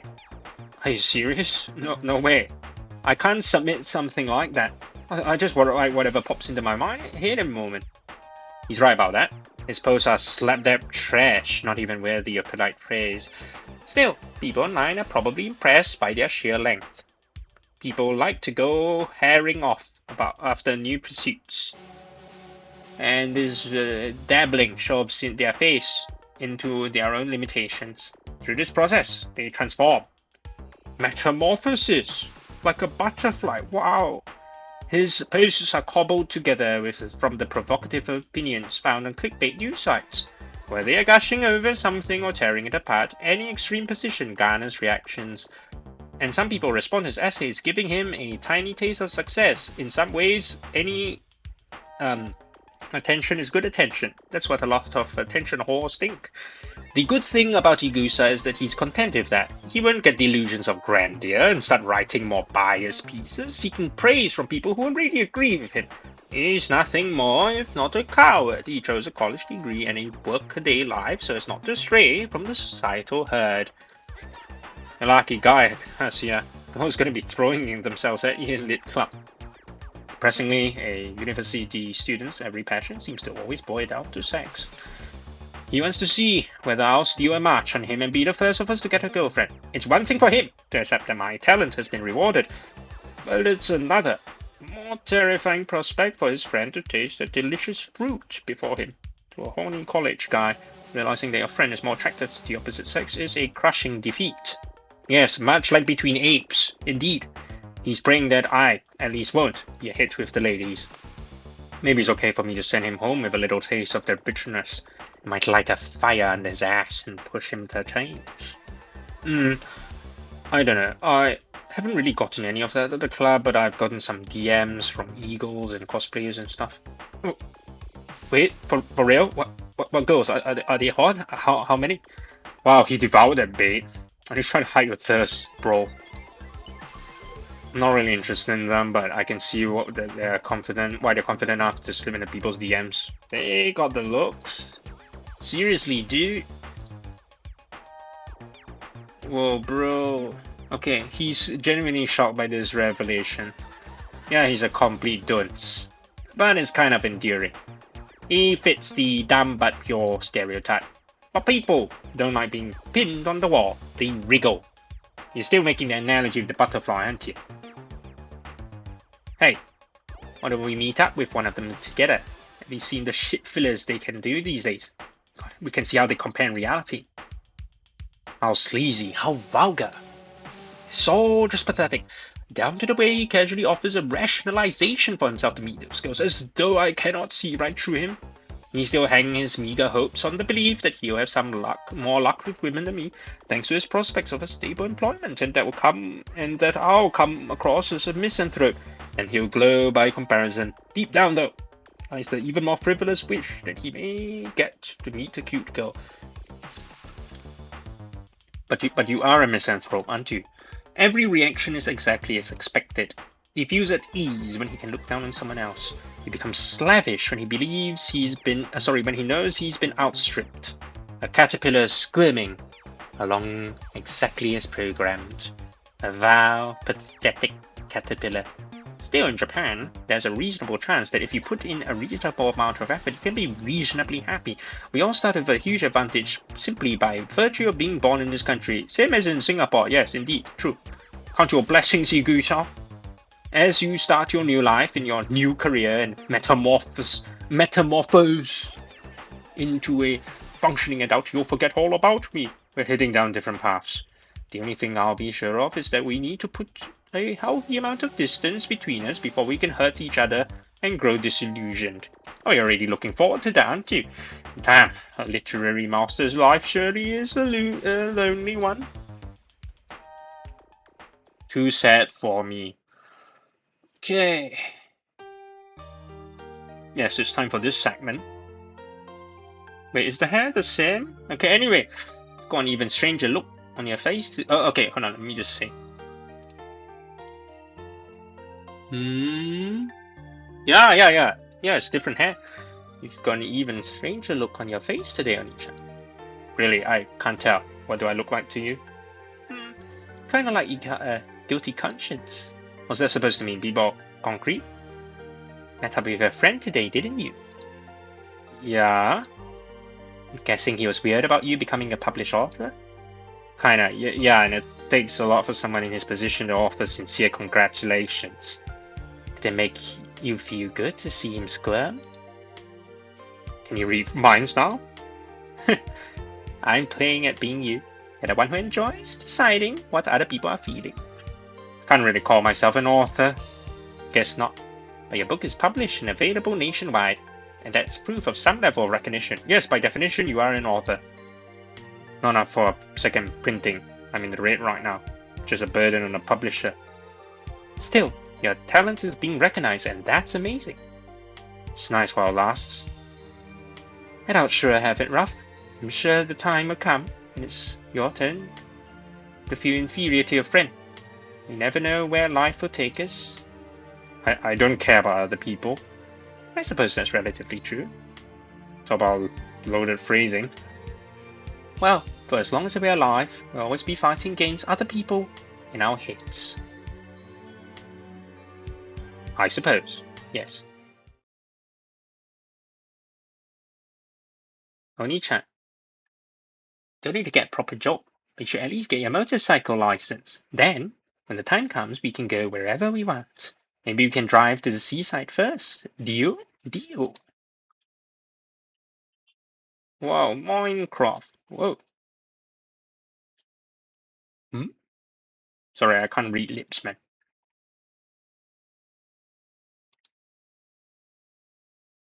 It's probably something like Doisky or something. I don't know. Oh, we're back here again. So we got to see them.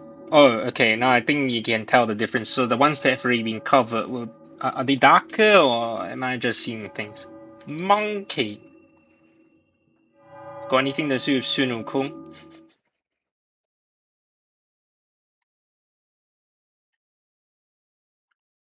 You don't need to understand. But tell me, am I all that bad? Lullaby, lullaby, it's time to part. Lullaby, lullaby, my jagged heart, the checkers. Is it like a band? I guess. Anyway, after this, I think I'll look through a few of these things that have been put in here. Sounds cool and interesting. Wacky music is back again. Guess I should head out for my part-time job. The mere thought makes me roll my eyes. I thought you quit it already, mate. I'd rather forgo such menial labor and focus on my writing, but having just the one book published doesn't exactly pay my bills. I'll be a fool to quit my job. Blow through my royalties in no time, and then where would I be? The same place as an old hooker you've squandered from selling their body.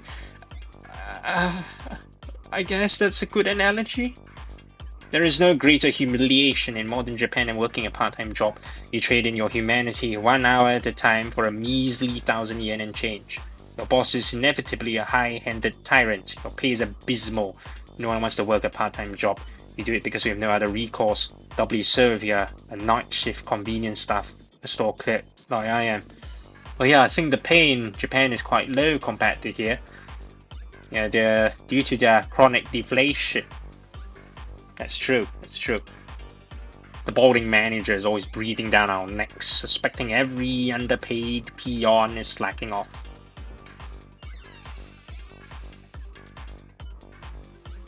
Whoa, peasants in the field! I can't believe that we are allowed to labor under such conditions. It's madness. Just the other day, a co-worker of mine, 30-something, looked to be a decent enough guy, was caught stealing sheets of postage stamps and given the boot. A single postage stamp is worth no more than 110 yen, but a whole sheet could sell for tens of thousands. Those stamps really add up.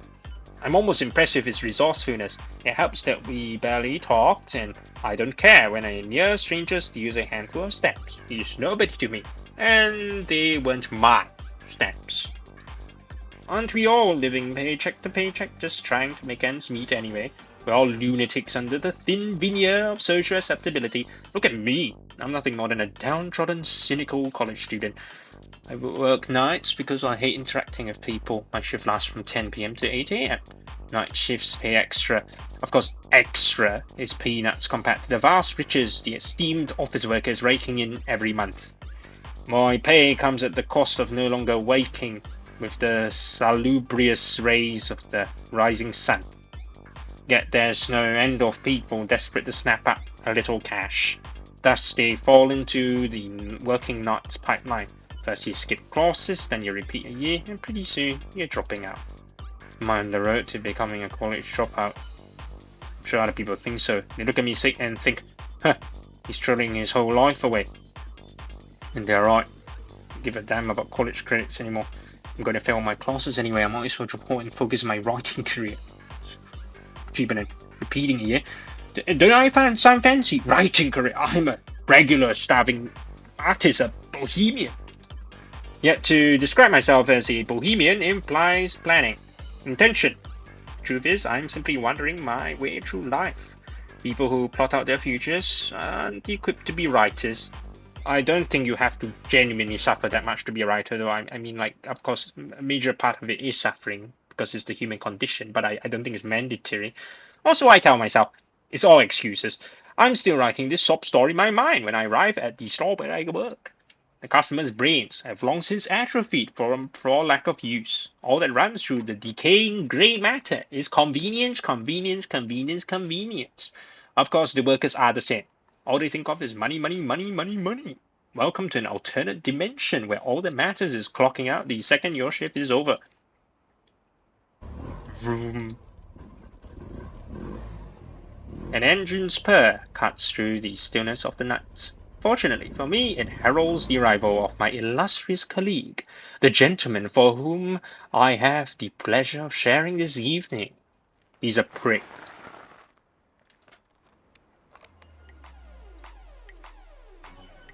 One of those, I guess what do they call them, pretty boys? Sup, buddy? The picture of a troglodytic biker bro. That's, some interesting music. He's got an awful shock of tacky blonde hair. He's the intelligence of a monkey and a lack of any other redeeming qualities. Explains the monkey. Granted, he isn't unattractive. That's probably how he managed to get by. His handsome looks and amiable attitude mask the dearth of brain activity. I know his type. He'll get a go pregnant, and when they're both too young, realize he's got to provide for his growing family somehow, and run out to get a real job. And next thing you know, he's bought a giant car to take his happy family to camping outings and road trips. Here comes baby number 2. Here comes baby number 3. Oh well. What can he do?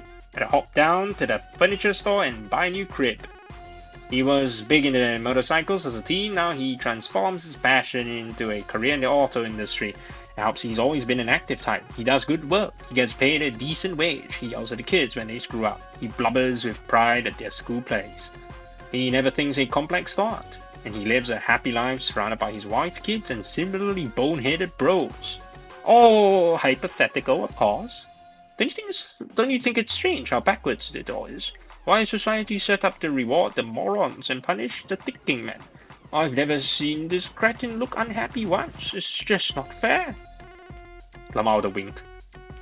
Hey man, don't be jealous of me. What are you thinking about? I'm not jealous of you. You sure? You look like yeah. Either way, happily be working with you. Biker bros are a society of animals. It's no wonder they have such sharp instincts. They rely on them to survive.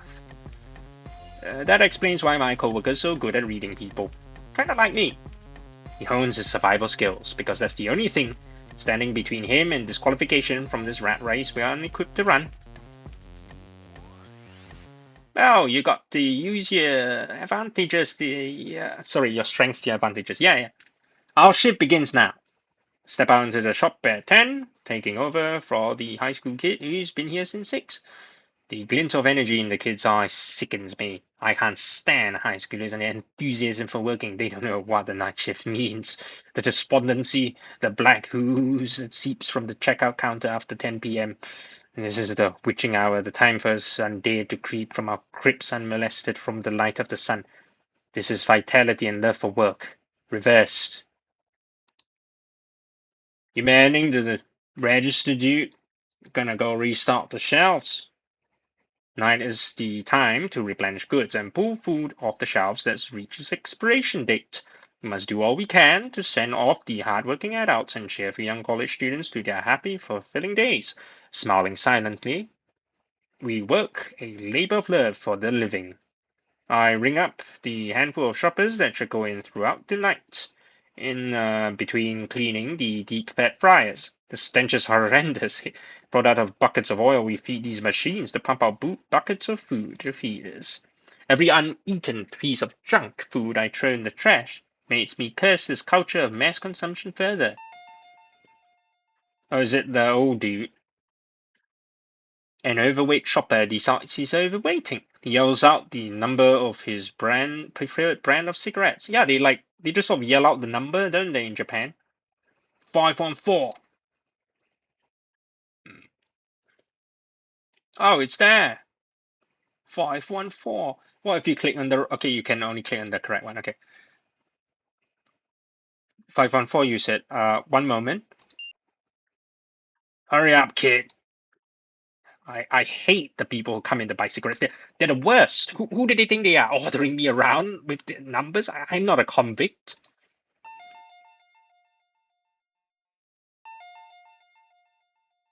An ugly floozy is hurt with me. Give me a 4 and 7. 417, coming right up.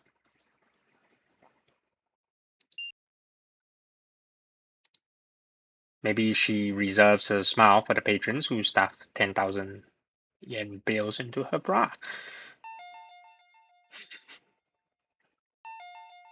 That might be true, I don't know. 616. 616. There you go. Sure it's cold out here, huh? This one's a small talker. I don't mind the chatty types, but something about them breaks my heart. Not in a big way, and not in a way that I can put into words, but my heart is nonetheless broken. They say it's going to rain tomorrow. That right. Shame.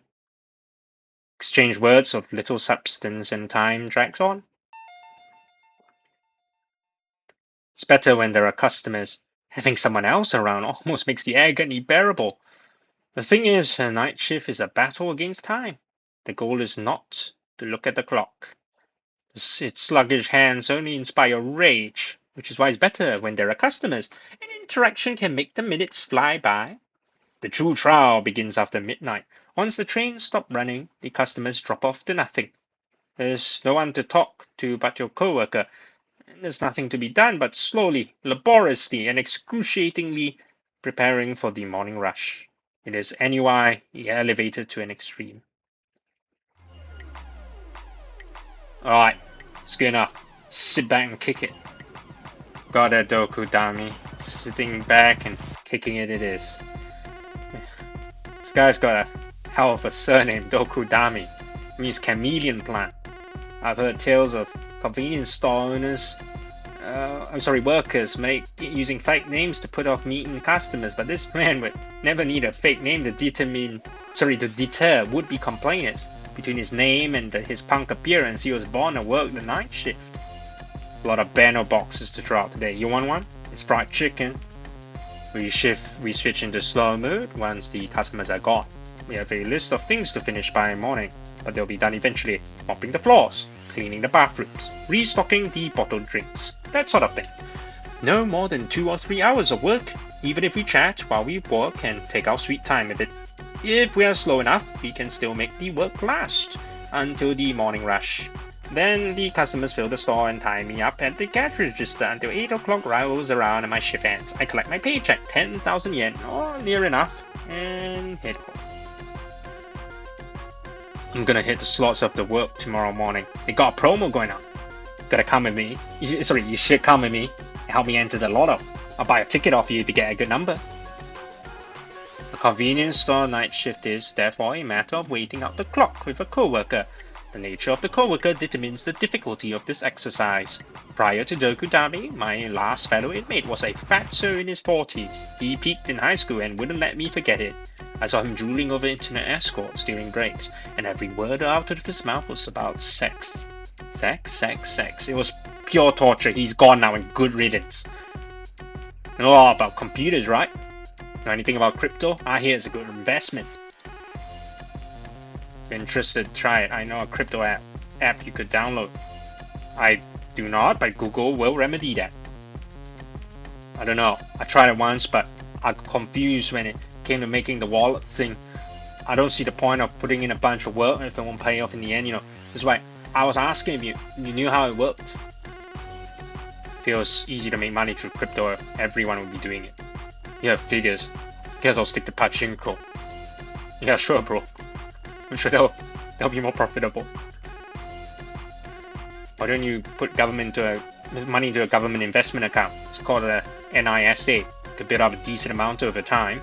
Oh yeah. In Singapore, yeah, you should also put in the government bonds. The returns are really poor, but they are confirmed, and you won't lose any of your money.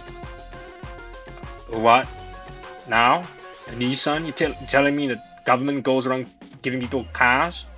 That's wild, bro. Hook me up. I'll give you the chicken bundle, so you owe me. Yeah, real. If the government handed out cars, I wouldn't be working this crappy part-time job. Yeah, figures. It's decent of him to ignore the way I treat him like shit. He annoys me, but at least he's mildly entertaining. He probably thinks you are also mildly entertaining. I can't be bored of him. Certainly never enough to try reading his mind. Still, I don't want to get too chummy. Biker bros are petty crime recidivists. It's better keep a careful distance. I compartmentalize. He's a guy I talk to until morning comes, and then we go our separate ways. What made you start working here, Dokudami-san? Money, man. Don't care if I dye my hair either. All the man stunned by the cash register, so I don't have to use my head or nothing. And who can pass up free bento boxes, am I right? More like bento boxes just sneaking out the trash can, but okay. That's it. There's a tacit agreement that we can take whatever expired food we want, provided we keep it on the down low. The manager would chew me out if I got caught, but I'll quit on the spot if he tried to yell at me, and he knows this. To keep the peace, he makes sure we fulfill our bare minimum obligations and otherwise leaves us to our own devices. You know what we're treated like? Brownies. Helpful fairies who tidy up the store for next to nothing and vanish at dawn. We're barely human in his eyes. Well, that's a sad life. You do any drugs, Hasuyuchi? Or are you caught? no, sorry, I'm just curious, I'm not trying to push nothing. So, pop a sleeping pill, sleeping med, yeah, whatever, now and then. Or the odd mind-altering substance, never enough to get addicted. Getting half sleeping meds, what's that like? No, not that kind. New sleeping meds don't have the weird amnesia effects, they're safer that way. Think of older medications. Am I? Well, I don't know much about sleeping meds. Conquer the minute I hit the sack. Is that all they do? Make you sleep? Don't need that. Yeah, that's all they do, which is why they're called sleeping meds. I'm talking to a man with IQ 5. I'm pretty sure that would be okay, never mind. Okay. That's it. It is nice to hold a conversation which doesn't require peeping into my interlocutor's mind. There's a feeling of safety, almost. I don't have to think before I speak. There is this rare degree of spontaneity whenever we shoot the shit. Represents to me the platonic ideal of a casual conversation. The whole point of life is enjoying it. If you're not having a good time, you're doing it wrong. Got the meaning of life all figured out, huh? Dokudami-san. Sure do. You're here, so we might as well make the most of it. Don't get all your cynicism, Hasuyuchi. He's like a waste of time. You can think what you like, man. But if you ever want to live like a little, you know who to call. By live a little, you mean never think about anything? You say that, but you're just as dumb as me. Me? Dumb? Sure. Neither of us knows shit. That's why we live like a couple of dumbasses. Overthinking's a waste of time. Overthinking's a waste of our time. Leave the thinking for the eggheads, that's my motto. The brainiacs can dream a world for us, and punks like me can sit back and nibble on the fruits of their labor. It's that way for everything, even pachinko. And you gotta play on promo days when they rig the machines in your favor. I put serious effort into never thinking seriously, and it pays off big time. It's unfair how quickly he and his ilk can see right to the heart of the matter. No wonder we overthinkers, we nihilist nerds, never stop bashing these animalistic punks. We're as incomprehensible as oil and water. Thailand, right? Fucking love the place. Cute girls everywhere. Cute guys too. You think they're hot chicks and when off their dicks. Two for the price of one, you know what I'm saying? Oh, you wanna talk about that? Gotta play hella loud music all night long, grab somebody for a lay, and fall asleep like that. It's awesome. Thai people, they got this thing they love saying like, my pen rat. Means do whatever, man, it will work all out. Those people are pure optimists, so no matter what happens, they're happy. Yeah, mentality is everything. Gotta put things in perspective. For instance, just being a Japanese citizen grants you greater privileges than most of the globe. Exactly, it doesn't matter if you're jobless or poor. My pen right. My pen right. But when they started doing their my pen right thing, a bunch of white dudes are coming and touring their country into a tourist attraction. Next thing you know, tourism powers the whole damn economy and locals get priced out of their homes. Now there's no stopping it. The whole country's a drug den and a palace for white tourists. Let me tell you something, Hasuyuchi. You can't care too much, but you also can't let people walk all over you. can't let people beat you, or else they'll take everything. You're saying there's someone you want to beat? God, I guess. Whoever's irresponsible enough to make this world so damn unequal. They can make money for doing very little, have some fun, live the good life, have to figure out what makes me the winner of this stupid game, make a little cash at this job, win more at gambling, get rich, I'm set for life. I'll die and wake up to a big "you win" screen. Assuming you do more than win at gambling. Assuming shit. Then if I lose, I'll just keep going. Actually, it's important to lose a little. Gotta have something to aim for, something to keep you happy. That's why I aim to win and take a little loss on the side. What matters is having a winning mindset. Never want to lose on purpose. Told you already, gotta keep fighting with everything you have. Keep losing, and keep taking it easy. That's dumb as life philosophy right there. Put some real thought into this. Sure, things are punks all about the mindset, the aesthetic. So like you see laughing as one or anyway, here's a bite with a little something extra in it, got it in toilet. See here comes the petty crime. Not that I care, morality can fuck off. Because I'm trying to kill you. Wanna lie with me? Just said you weren't going to push anything. Dude, don't be such a buzzkill. Smoke along's not fun, man. But hey, if you don't want it, it's cool too. Never hurts to try something new, I guess. Yeah, your turn. So it's not even illegal. I mean, the government doesn't know it yet, so it's pre-regulated. I don't really care what the law says. It doesn't really matter because regardless, you'll get fired if you get caught. Man, who's gonna care? Even if they see us on the security cams, they just think we're vaping. Fair. It's kind of wisdom that comes with being a punk. Part of the feral lifestyle, I guess. Well, why not? If he gets caught, I'm fired anyway. Might as well join him. Take the pen he offers and raise it to my mouth. I'm not sure what to do, to be honest. I've never even smoked a cigarette before. Dokudami has the gall to snicker at me. But I try not to let it get to me. I'm too creeped out by the thought of my lips touching something he had in his mouth. Gotta inhale like go in your lungs. I didn't like that. You'll get better with practice. What's supposed to happen now? Dunno. Just gotta relax and enjoy it. People have bad time with first trip. I hate my pen right. I feel kinda woozy. That's how you know it's working. I honestly thank God for getting high. The only thing that makes these damn night shifts bearable. His spring laughter rings inside my skull. Meanwhile, the clunk of the air conditioner falls into a rhythm that's oddly soothing to my ears. Now that I understand what people mean when they talk about auditory stimulus putting pressure to the brain. Oh my, it's actually zooming in. SG, how are you liking this? I don't know, it feels weird. Bro, don't zoom on his face, man. Haha, man, it's so stupid. You're weird for slumping over muttering yourself. You gotta enjoy it, laugh it up. Both being weird.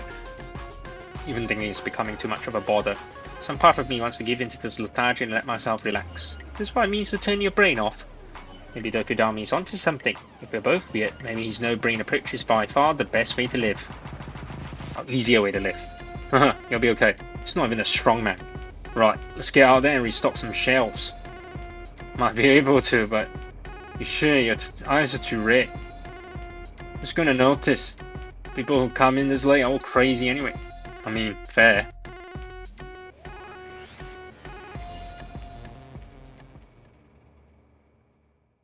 Well, you seem to be still a bit, out of it. I manage barely to wobble the rest of the shift at my snail's pace. I've never seen the sun so stabbing bright, and I hate it. Dokudami, on the other hand, is waltzing off to the pachinko parlor. I was gonna yell at him for getting me high, but when he claps me on the shoulder with a big grin and says that was fun, I just don't have the heart to tell him off. It's only a few hours anyway. Can just go home, sleep it off, and return to my old gloomy self. But then, until then, my penrai. My penrai. It's probably my penrai or something.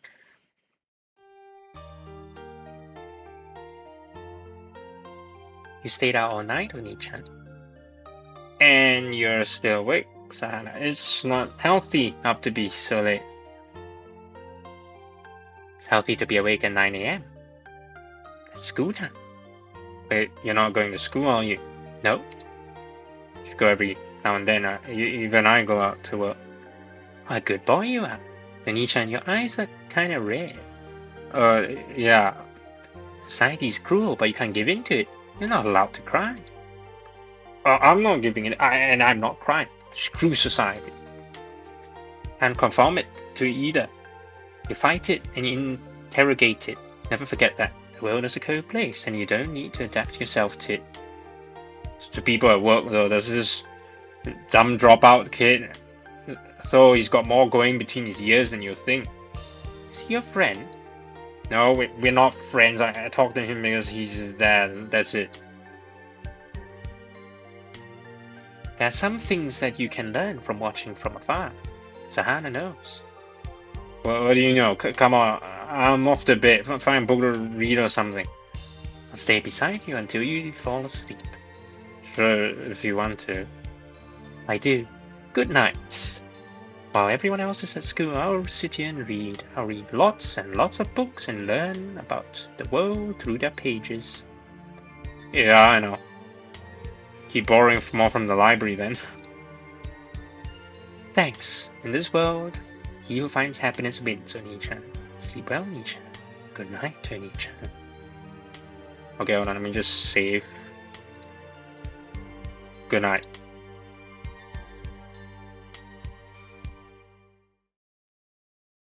Wacky. Apparently, having a brain that struggles to feel happy is a product of your genes. It's a luck of the draw, the genetic lottery. They are simply built this way. Born into a life where anxiety and anguish will be your constant companions, even in moments that should, for all intents and purposes, be happy ones. Yeah, sucks in it.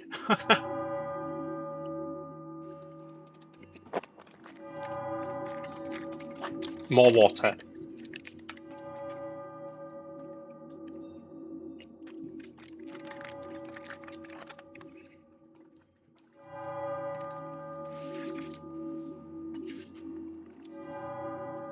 Wow, what's this?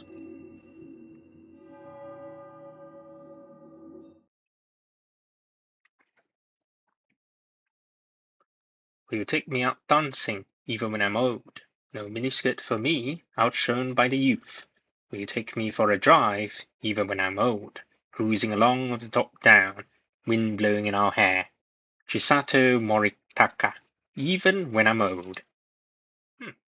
Interesting.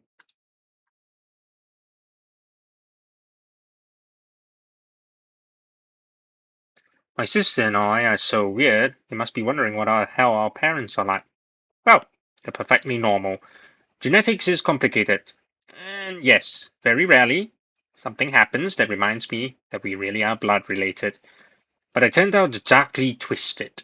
Well, Sahana is pale, sickly, and incredibly smart. And now, well, here we are. Bruh. Sorry. We weren't born into a particularly happy household. Then again, it's not the worst. What are they eating? What on earth is that? Some lumps of meat? Oh, I forgot that I have to recharge the headset. Then again, it's not the worst. My parents are fine with Sahana skipping school, and now that I'm in college, they don't really interfere in my life. They're arguably less kind of neglectful, which isn't great, but on the other hand, at least they're not like the tiger parents you hear about. At night, my father wolfs Brown's dinner and disappears into his room. We get the table eating slowly. Parents have their own worries. But for better or worse, they share a pretty typical outlook on life. They just ignore stuff and hope time will magically fix their problems. I know because I can see their thoughts. Problem is that their relationship has grown cold and has begun to warp them. As they age, they are walking down the classic path of middle-aged sleaziness. Mother's in some weird battle of one-upmanship with her mum's friends, while our father constantly cheats on her. They barely even speak anymore, but they stay together for appearances. They have some affection for Sahana's, but since she's such a gifted child, they're hoping she'll bring in the big box one day. They seem to care about me too, in their own way. I'd say we're an average household, a bit one where the family comes second to the mum petition and the whoring. On surface, things look fine, but open the lid and you'll see how bonds are as flimsy as a sheet of paper flapping in the wind. What? What is that? Eat it. Mom's pretty proud that her son won a prize for his light novel. She was resigned to me being a deadbeat for life, and she seems to be relieved that I finally got some prospects. Plus, it's something for her to brag to her mum friends. I guess there's nothing wrong with boasting about your kids. Still, kinda sick of the way she brings up her novelist son and child prodigy daughter. But I'm just grateful that she leaves us to our own devices, so I don't plan on voicing my petty irritation. Still, I could sense her annoyance when it was almost revealed that her son writes light novels, of all things. Someone asked what kinds of books I write, and she didn't know how to respond. It's not like I'm writing anything weird, but my parents don't even read. Even if they tried to read my novel, they wouldn't get it. Mum freaked out, and the other parent, who did happen to be a reader, said they'll check it out. She brags about her kids, while she herself is empty inside. That seemed to be the first time she became aware that there existed novels that weren't considered high literature, or whatever. Should read my book too, Mum. Give me one book's worth of a housewife's literally afternoons. I eat it. How can you survive on so little food? When you're so tall? I envy you. Mum speaks. All her worries revolve around her weight. The abdominal muscles are starting to atrophy. Mum and Dad have both developed muffin tops. The more middle-aged they both start to look, the less they interact with each other, both escaping into the bottle. Of course, alcohol is only more empty calories. Mum started taking the Monjaro skinny jab she heard about online. Made her puke till her stomach was empty and she lost appetite for a few days. She used a little bit of weight, but then it sapped her energy and she started to panic until she ultimately rebounded and ended up heavier than before. Call it karma. It's a bit like if you take meal replacement. Not that my father's any better. Apparently being middle-aged means he got nothing to do but panic and run around in circles day after day. They're both having prototypical midlife crises. It's like having a second adolescence where now that the kids are growing up and getting ready to leave the nest, you start to question your own identity. No time to think about anything else when you're focused on raising kids. But when I can't claim to have a career, see, at least it looks like I'll be able to financially support myself in my writing. And now they're wrinkles deep as they wonder what they're going to do with their lives from now on. Eat it. Can you get rich off a book? Mum is engaging in slightly off-kilter fantasies as well, as usual. Sorry Mum, there's no chance of getting rich without at least an anime adaptation, and even then, the kind of money you're thinking is a dream within a dream. It's going to take a while for me to get to a place where you can learn to sit back and kick your feet up. You sound so skinny, my daughter's so fair-skinned, it's not fair. Don't go get jealous of your own kids. There's half of you in each of us. If you dedicated yourself to embracing good exercise and skincare habits, you'll be halfway there. But dedication is extremely hard to master when you're dealing with the encroaching indolence peculiar to middle age. She's fed up in every sense, and so she chose the easy route. But see, people find no fulfillment in a life without effort. Thus, she ended up having a midlife crisis. In her second adolescence, though, she's more late-blooming sakura than fresh spring bud. A piglet blossom, swollen and bloated on all the blood she's suckled. He's off sleeping around when I'm here struggling. All the man needs to snag some dumb bitch's money. It's not fair. Everything's a target of her envy. Don't worry, man. If his for sale is meaningless, there's nothing to worry about. She can't forget how she used to shimmer and shine. Waste her days trying to get back to a time when she still glittered. You just stop snacking between meals. Maybe I should try Monjaro again. Wonder if I could get rich filming my gifted girl and showing her off online. Wait, probably have to get her on regular TV first if I wanted videos to sell. Wanted to have a good time, I need to empty my bank account and first set of hose. Who's more? Well, he gets a full service for 30,000 yen. It's not fair. Maybe I could go to a brothel catered to women. Yeah, there are such things, yes. But what if I get saddled with a real ogre? Then again, anyone would be better than this bald old fart. What the hell do all the other women married old losers get their rocks off? Maybe everyone's going to brothel? Maybe. Sure doesn't seem like a sign that you're living the good life. Oh, I wish I was rich. Who doesn't, bro?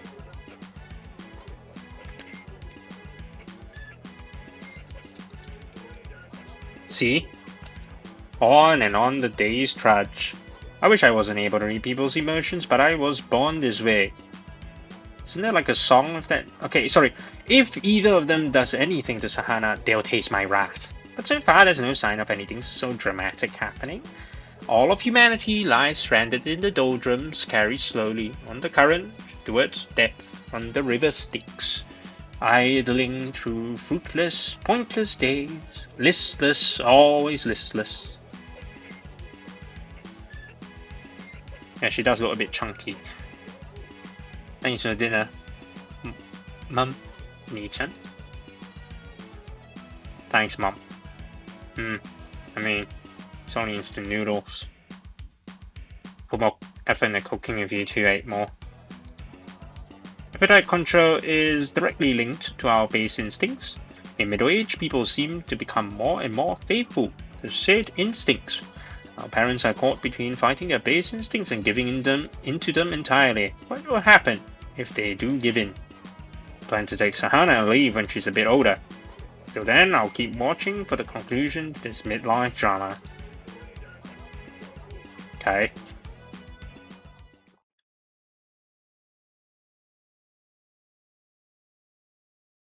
Onichan? Yes? Hmm? Oh. Oh, what for?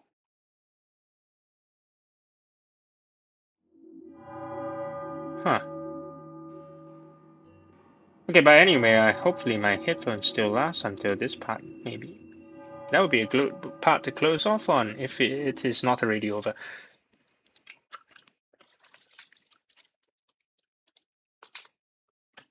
One little poppy, burning bright, watch me, Carmelites. There my first star shining in the night. Collected poems of Shuji Terayama. Nice. Gotta be careful when it comes to relationships with the opposite sex. Especially in today's mutual surveillance society, treat every bit of personal information and correspondence as though it is public knowledge. In this twisted panopticon, you never know who's watching or what will get leaked. The direct messaging feature on most social media platforms is a particularly temperamental beast. Young men and women are engaged in a perpetual struggle. The objective is to find and couple with the best possible specimen of the opposite sex, and all while dodging the pitfalls of our surveillance society. In this invisible war, DMs are a powerful tool to steal a match on the competition. As long as messages stay private, they let you interact out of sight of prying eyes. Move the conversation to Line or Discord. You have cleared the first hurdle. Screwed up, though, and your head's on the block. Now, any degree of success attracts some amount of attention online. As I mentioned, even my inbox sees its share of traffic.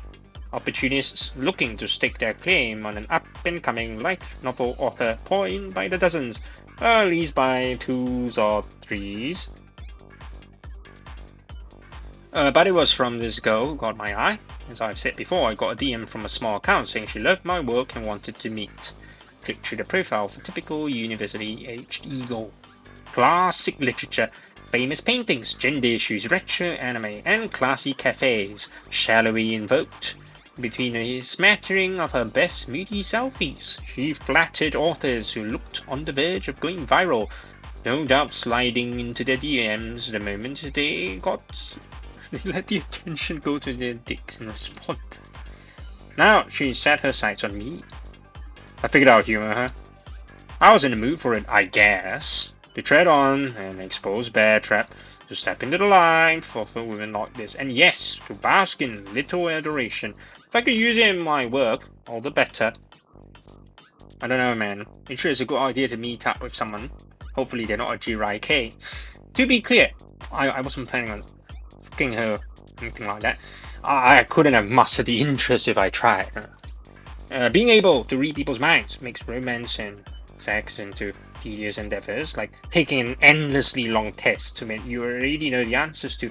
Even mere attraction is a distant dream. Once I realized life is suffering, I lost the appetite entirely. Well, I guess I'll just go and say hi. Bye, Sahana. I'll be back soon.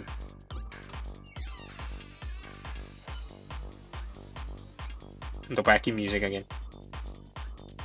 I'm the first to arrive at our meeting spot.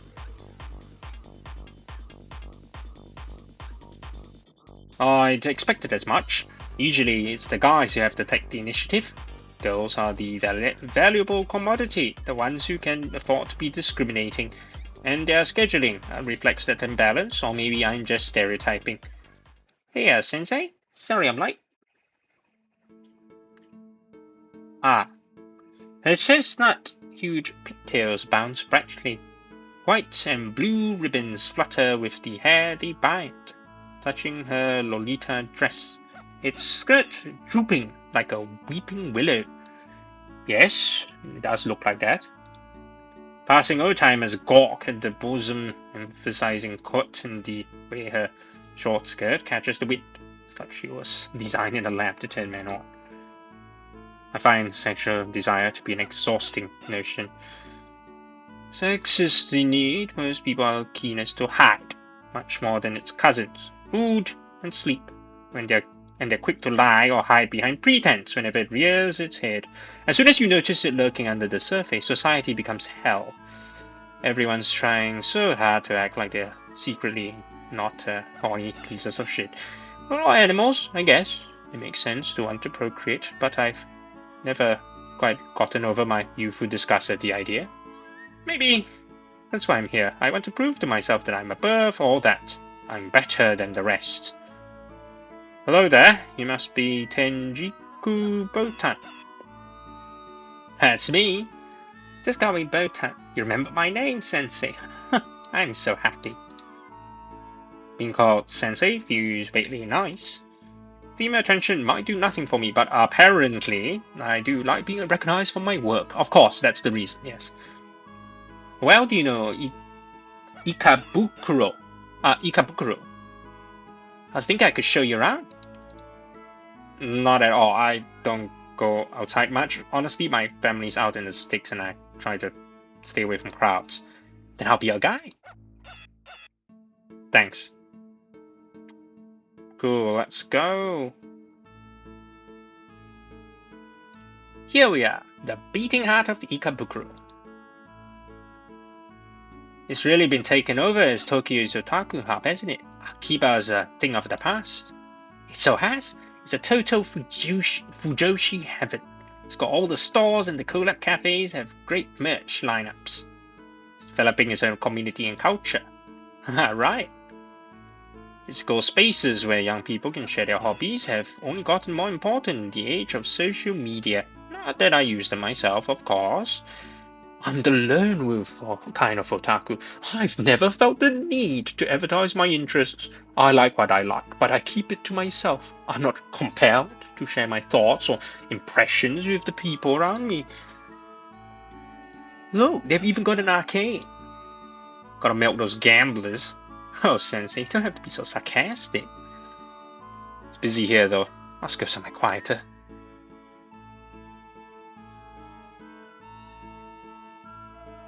Is this some, like, used bookshop? This old bookshop's one of my favorite spots. What do you think? I have to admit, this place is atmosphere. Selfie with all those books will definitely do numbers on social media. Casa is an intellectual bookworm to boot. Those like her like seeking out places to play into their image. Maybe I'm just being unfairly cynical. There's a simple pleasure in being surrounded by rare books. What kind of books do you like? You want to know about me? That's so sweet of you. Right now, I'm hunting for a rare art book. Going to art? Interesting. But usually I come into places like this to go through old school fashion mags. So much fun to see what kinds of clothes are cool in the 80s and 90s. Oh yes, that would be quite an interesting contrast now that I think about it. What do art and fashion mean to you? They let you live? rather than just exist. It's a form of self-expression, yes. That's an interesting answer. I'll take note of that. Maybe I haven't been giving her enough credit. I guess someone who puts in so much effort into her appearance probably would have well-developed opinions about art. Her colors don't seem muddled, and indeed they do not. Let's take a peek into her heart. Like she bored or something? Well, let's see. I close my 5 mundane senses and look with my 6th, the third eye, an eye that only sees emotions. I see its focus sharpening. Slowly, the color of her thoughts and feelings come into view. The true Tenjiku Botan. The girl behind the mask, behind the username, the real face behind and beneath her meticulous makeup. He's actually pretty handsome. Well, not in an obvious way, but he has a real writerly gloominess to him. And look at all those sickly eyes. If I walked around with him, everyone would think I've netted myself a one kind of catch. Sure, he's a bit on the misanthropic side, but so are all the college guys. All the cynicism's just a shield that they protect themselves with while they look for a way to stand out. Guy like him has an erogenous zone even more sensitive than his tip or prostate. His ego. Stroke him there and he's sure to look my way. Okay, so that's a deal. She's not trying to use men to raise her profile necessarily. She's just out here for validation. Relationship with a budding light novel author would be a potent weapon in the ego community. But she isn't necessarily lying about being into me or wanting me to like her. Human emotions are a complex colored gradient. Even what I see is only one point of view. Her heart, her belittling of me and her reverence, her appreciation for my work and her judgment of my appearance, they are wrapped up together. No one's feelings are a monolith. He's sure to look my way, though. That does pique my interest. Does he like what he sees, I wonder? Anyone his age would want me. Even an otaku trying to act like romances believe him. But something tells me that sensei won't be that easy. He's still keeping me at arm's length. He's playing the aloof genius a little too hard, I think. Just because he writes light novels, he thinks he can ham it up. Are all writers this way? It's like he's wary of me. He looks at me like he's sizing me up. Wonder if he's planning to use me in his writing. That's kind of hot. Wonder if what he would do if I put the sex appeal on full blast. Could I give him a glimpse of those lacy panties? Maybe once we've had a few drinks, I could wrap myself around his arm and lace my fingers through his. Bet he'll loosen up a bit once we got back to the hotel. Everyone does. He grabbed me by my breasts, I think. Stare a hole through my panties, give in to his urges and ravish me. Well, she's a regular girl in some ways. She's indulging in her own sexuality under the guise of imagining mine, picturing me ravishing her to fantasize about being used as an outlet for male desire, desperate for an opportunity to affirm her body's worth. Hidden under the demure dress is a body burning with passion, but I won't be the one to feel her heat. Fantasy only lasts a moment. By itself, it isn't enough to make her succumb to desire.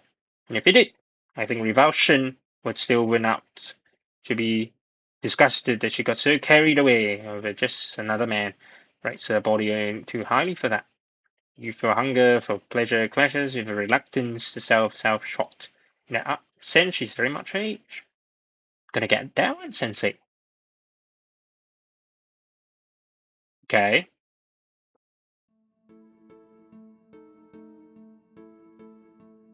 Here's our last stop, Botan's number 2 favorite Ikebukuro spot. Isn't it adorable?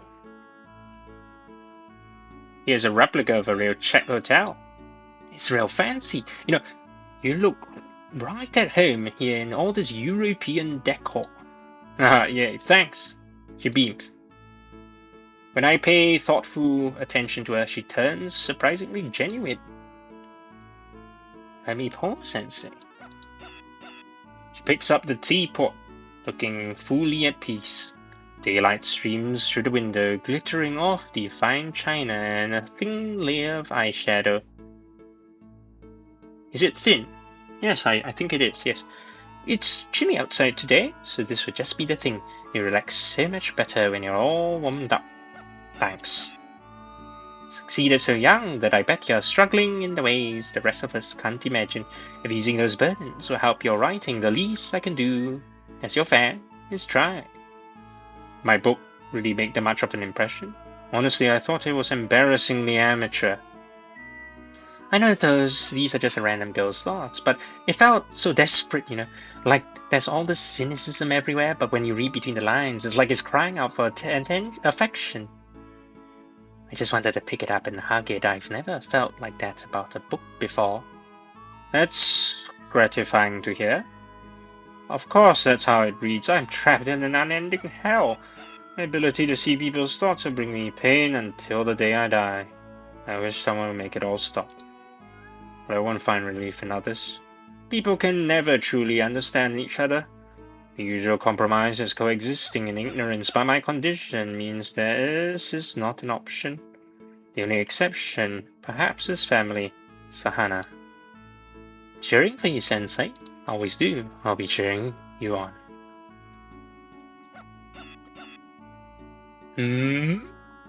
Oh. Wow. What is all this?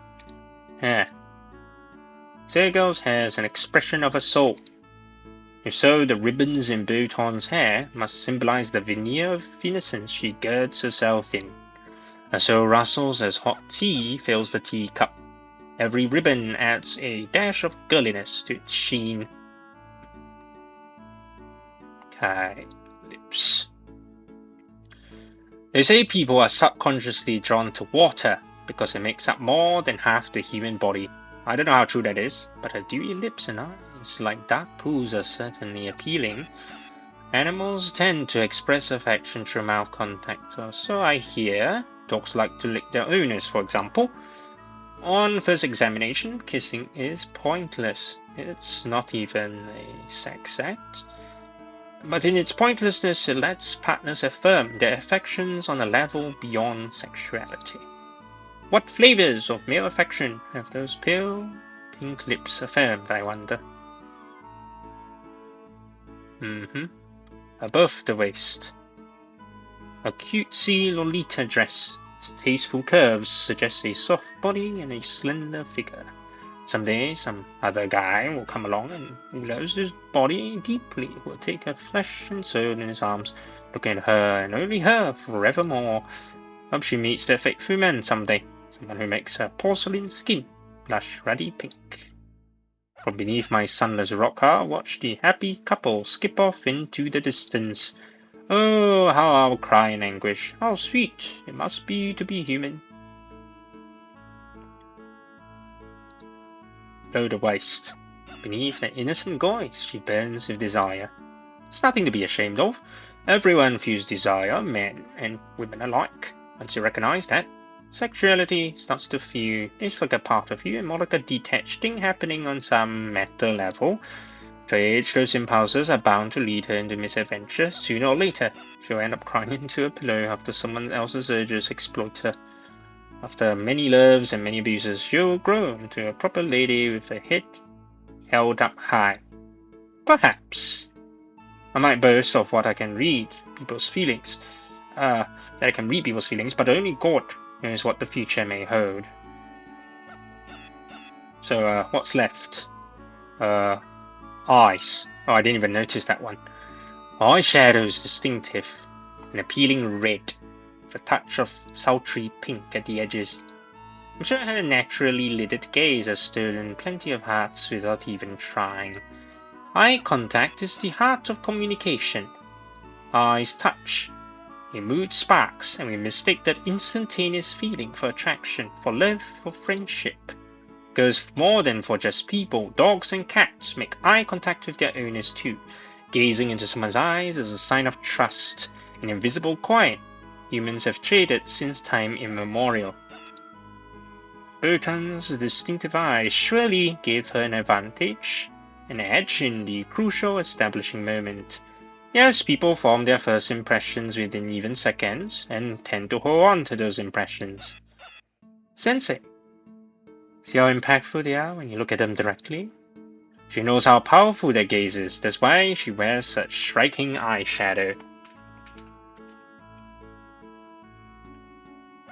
Let's do this again sometime, Sensei.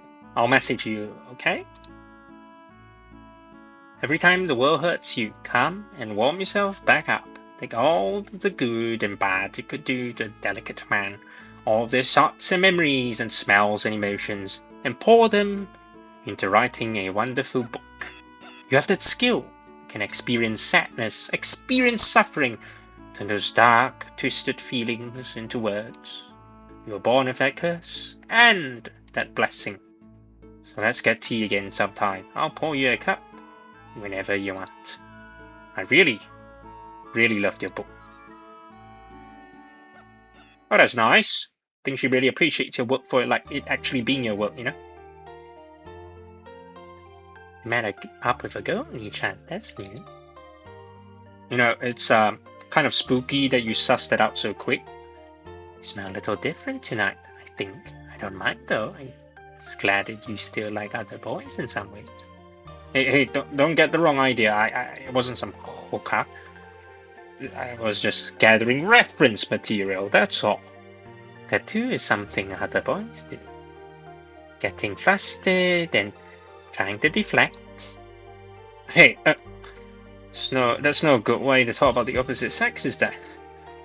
No matter what you say, everyone interprets it romantically. It's such a pain in the ass. How did you meet her then?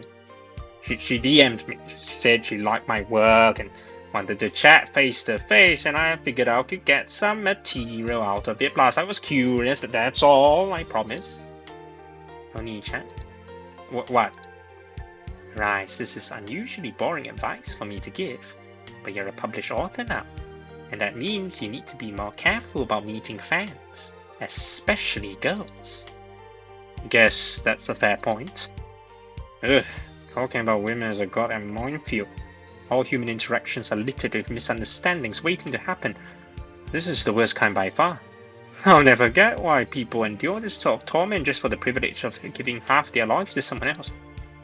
Just like other boys, Ani-chan. Yeah, and I wish I wasn't.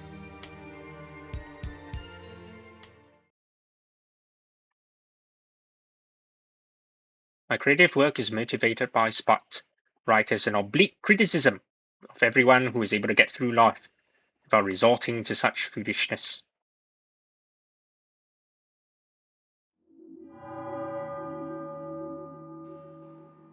Eh? So what is this? Oh, so is it more than once? So you just keep on going through them. Interesting. Okay, well, I can't particularly save here, so I suppose we would just go on to the next one for a bit.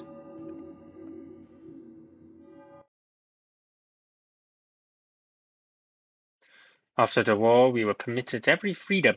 Or one might say that when people are permitted every freedom, they become aware of their own inexplicable limits and needs. It's impossible for humans to ever be free. This is because humans live and thus must die, and because they think. Political reforms are made in a day, but human change cannot be effected so easily. It was long ago in distant Greece that humanity took its first step down a newly discovered path. Yet how much change do we see in ourselves today?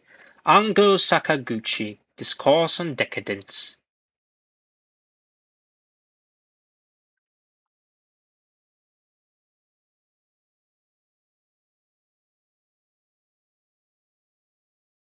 Humans are so obsessed with their positions in the social hierarchy. It comes with being social creatures. We're plagued of anxieties. How should I behave in this group? What attitude should I adopt towards its members? We never know when we'll be thrust out of said group, losing access to a desirable member of the opposite sex and the ability to pass down our genes. People live in perpetual instinctive fear of the severing of social ties. Some of those are more consumed by their anxiety than others. Those most consumed cling ever more obsessively to their position in the social hierarchy. Don't they, senpai?